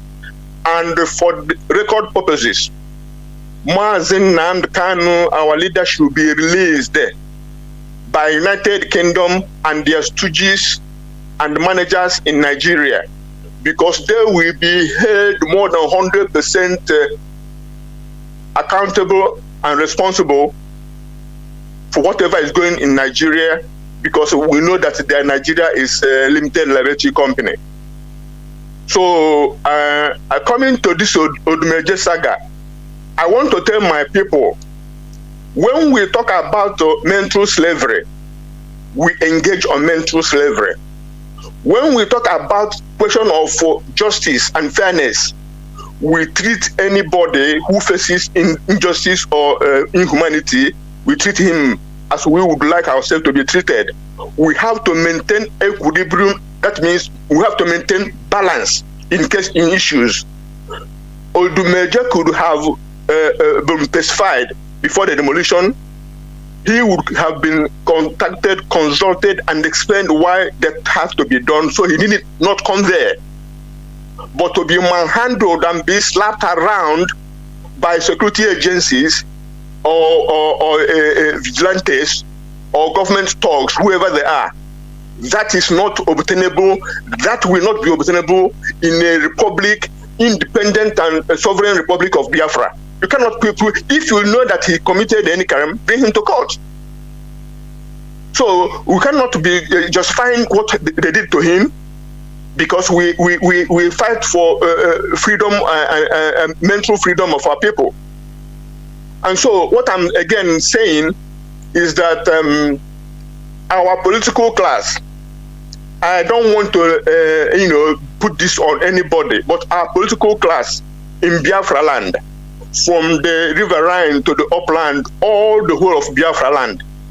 If you see what's happening in Nigeria today, if you see the insecurity and lawlessness that Nigeria has become, if you see the burial ground and the murderous union Nigeria has become, and you are still deceiving our people to go and you are the Messiah that can fix Nigeria, you are deceiving yourself, and worse still, you are deceiving our people, and that is a capital, a tenor sin, because we have reached a stadium, a stage where people will say, both political class and the agitators will say, what we want is referendum. Let the chips fall where they may. But this deceit have gone too far, and we are not taking it. And Biafrans should stand firm and continue with our agitation for referendum. And if they went into the election, let nobody say that IPOB is stopping them until our leadership says what we do on that election day. Because we have to be consistent in what we are doing to demand for our freedom of Biafra. So our clergymen, shame, shame, shame on you. All of you that are supporting this PVC madness. How many Reverend Fathers have been kidnapped within a month? How many of them have been killed within that month? How many other priests and pastors and bishops have been kidnapped? How many of your congregants, your brothers and sisters in the faith, have been kidnapped and killed within a month? Talk less of within this year. And you are still persisting and insisting on PVC. Sometimes I wonder, are you getting money from the Fulani to sell your people? If you do take money to project this, the blood of our people who are being killed are on your heads, on your hands. But for us, in the IPOB, we are a runaway train, a juggernaut, heading to independent and sovereign republic of Biafra. God bless Biafra. All hail Biafra. Good night. Thank you very much, Mazi. I have this caller on WhatsApp. You're going to be the last caller, please. Caller on WhatsApp. Can you hear me? Welcome to the program. Caller on WhatsApp. I can hear you, my brother Jonathan Chinedu. There we go. Okay. I remain Mazi Maluk from United Arab Emirates. I'm calling from United Arab Emirates. Mazi Jonathan Chinedu. I don't want to call this night, but something brought me to call, because the RNG of Fulani terrorist junta with zoo government, their RNG that they are planning to attack the Koje prison where they put our innocent leader. We indigenous people of Biafra are signing this warning so that the whole world and the animal in that is zoological republic called Nigeria call themselves a human being. We understand now. We are signing this warning that our leader Mazi Nnamdi Kanu is not just an ordinary human being. Our leader, Mazi Nnamdi, is the God to us. Is the God that we see. So let them go and read the history, what brought war. Let them not joke with our leader to us. They should release our leader Mazi Nnamdi. This is more than 5 or 6 years now.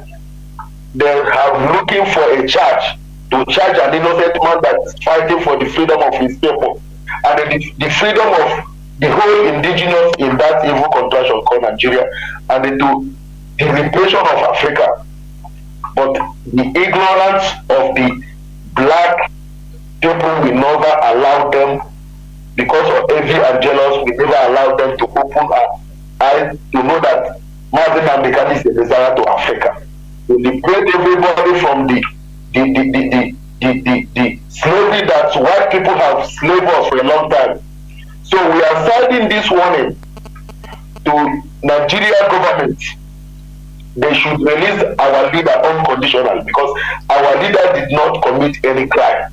They should release him, because if anything bad happened to our leader, both everybody will hear. We are not making mouth. It's not making mouth, because we have already sacrificed our life.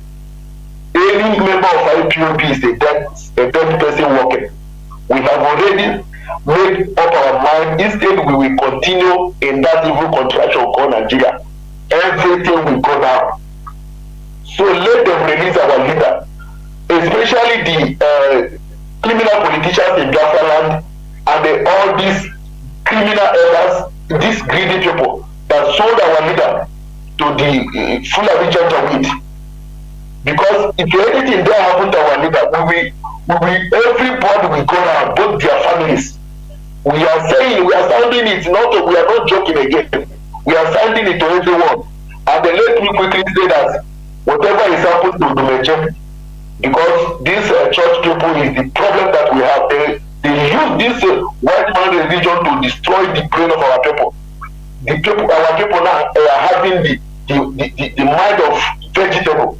So whatever is happened to them must happen to them, because they are using our people to make money, brainwashing our people, not telling our people the truth that their problem is evil government. So whatever is happened to them must happen to all of them. We don't care. We are facing our struggle, we are facing our freedom. And the Kuremado, it has been a long time that they have been killing our youth, harvesting their orders, selling to China. Especially that one in the state they called James Wafo. That one have killed thousands of Biafra youth, and they have sent their order with this evil politician to China. So I pray to Almighty Chukwokika, the God of our land, so that Ekuremadu will rot in jail in Britain.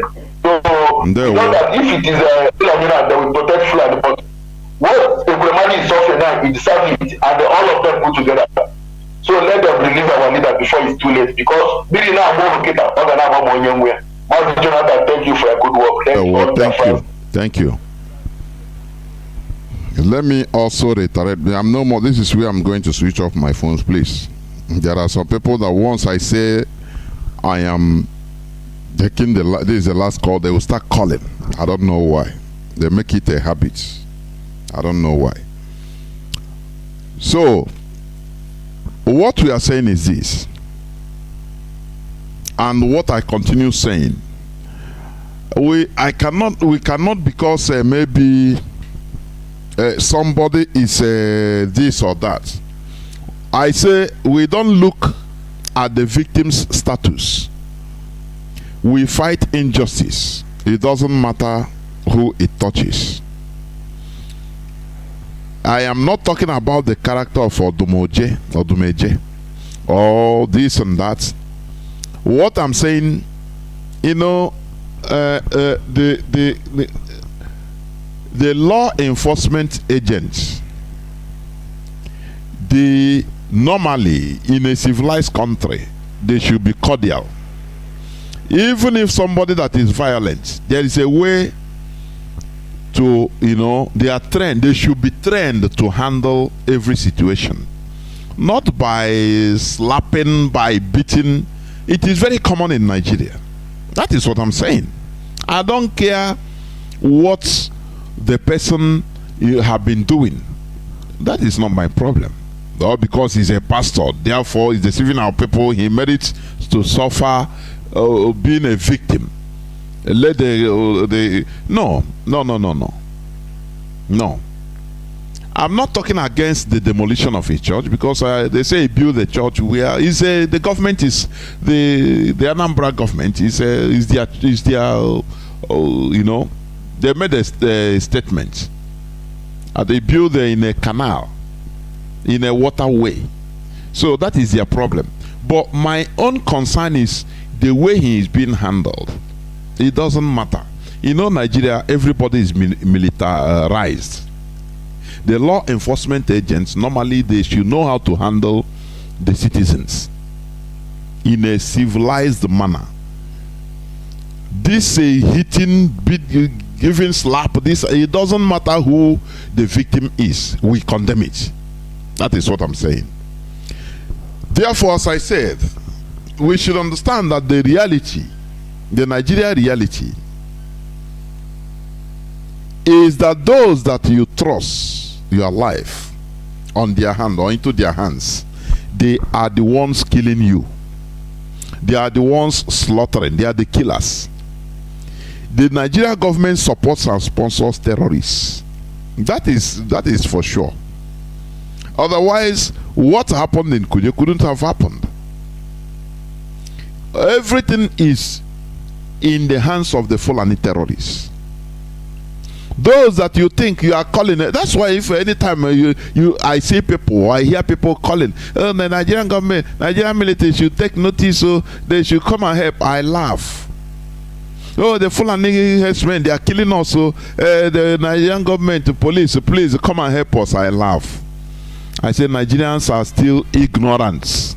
They are still ignorant of the reality, the Nigerian reality. The Nigerian reality is that those that you trust your life in their hands, they are your killers. The Nigerian government supports and sponsors terrorists. Let us give this example. You see the killing of the brutal murder of Deborah Samuel in Sokoto last time. So-called blasphemy. And you see the Fulani politicians openly supporting the killers, the brutal killers of these people, of Deborah. Doesn't that ring an alarm in your brain?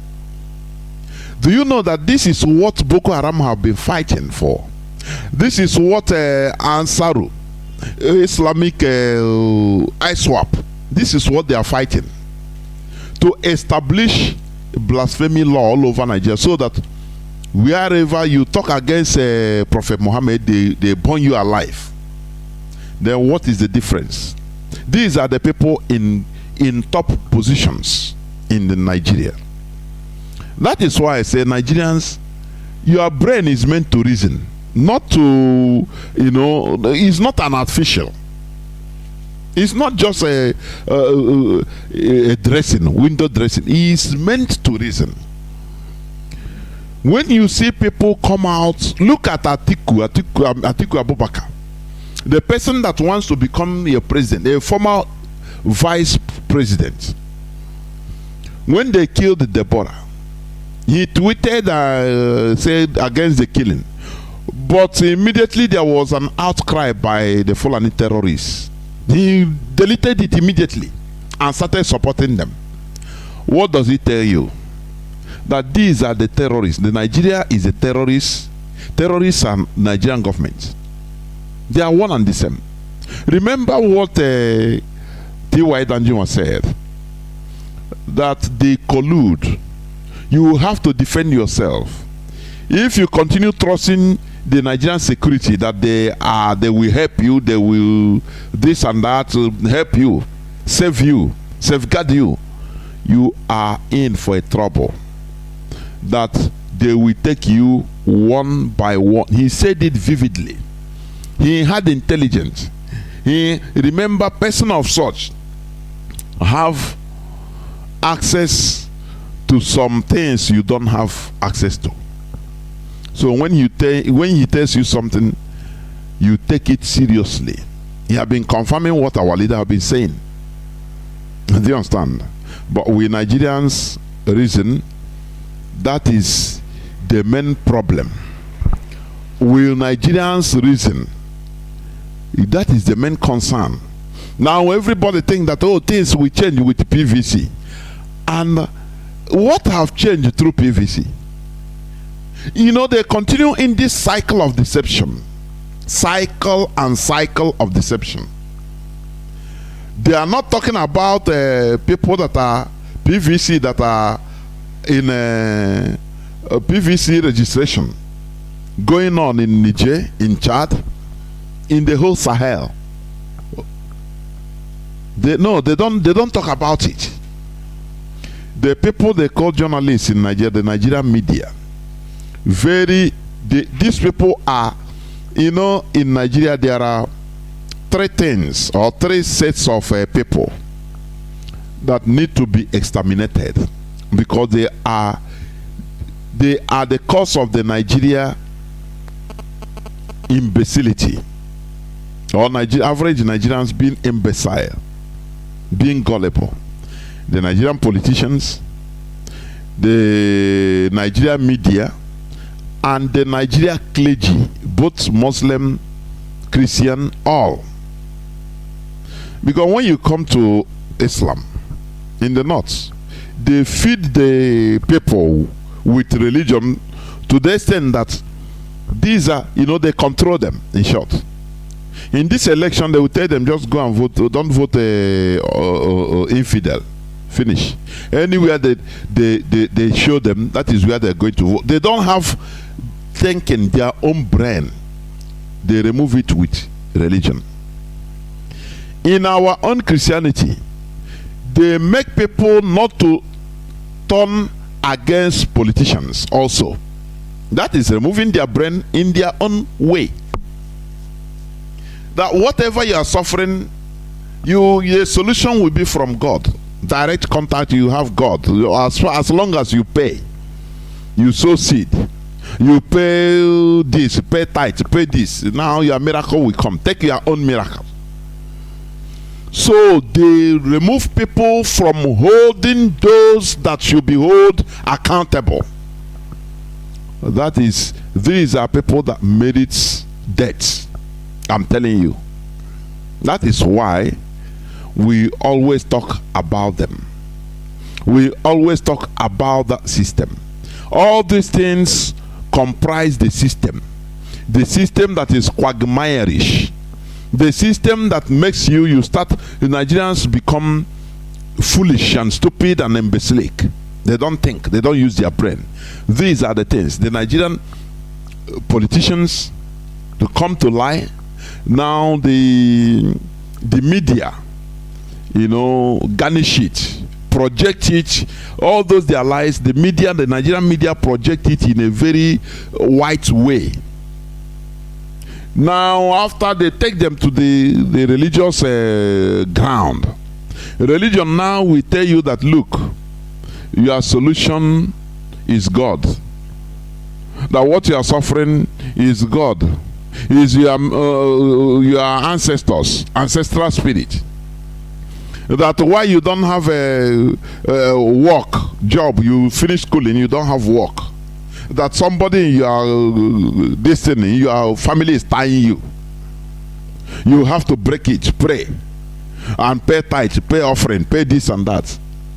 Instead of telling you the reality, they remove your mind. You know, the other day I gave example. Imagine a criminal being pursued by a policeman.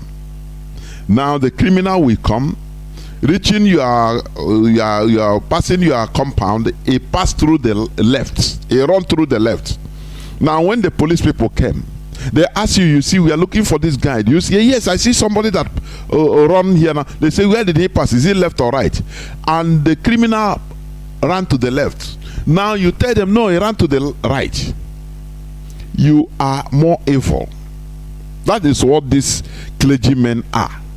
That is why we always talk against them in that effect. Do you understand? Because if you teach people, if you open the people's eyes, they will now fight for themselves. They will now hold those that are supposed to be held responsible for their misery. And things will start getting better. Because when the people rise up, these few politicians, they have nowhere to go to. They cannot sustain. Look at Boris Johnson. He has resigned. Because the people, there was an outcry. So, if all these whole facets, the media, the clergymen are telling the people the truth, I'm telling you honestly, things would have been better. But lo and behold, they are agents of deception. They continue deceiving people, telling people that, oh, you PVC and everything will be okay. After now, they will say, oh, now wow. After 1 year of voting, hey, that one will be worse. And they'll be crying. And they say, anyway, in another 4 years, we'll get it right this time. Always getting it right. It's terrible. Biafrans and lovers of freedom. Biafra is our religion, is our identity, is who we are. Our leader is Mazi Nnamdi Kanu. The zoo understands that there is nothing they should protect him, and he committed no crime. As our brother said, they should send him back to Kenya, where they kidnapped him from, where they renditioned him from, and nothing more than that, or less than that. He must be released. Thank you for listening. From me, Mazi Jonathan Chinedu, from here, it is simply good evening.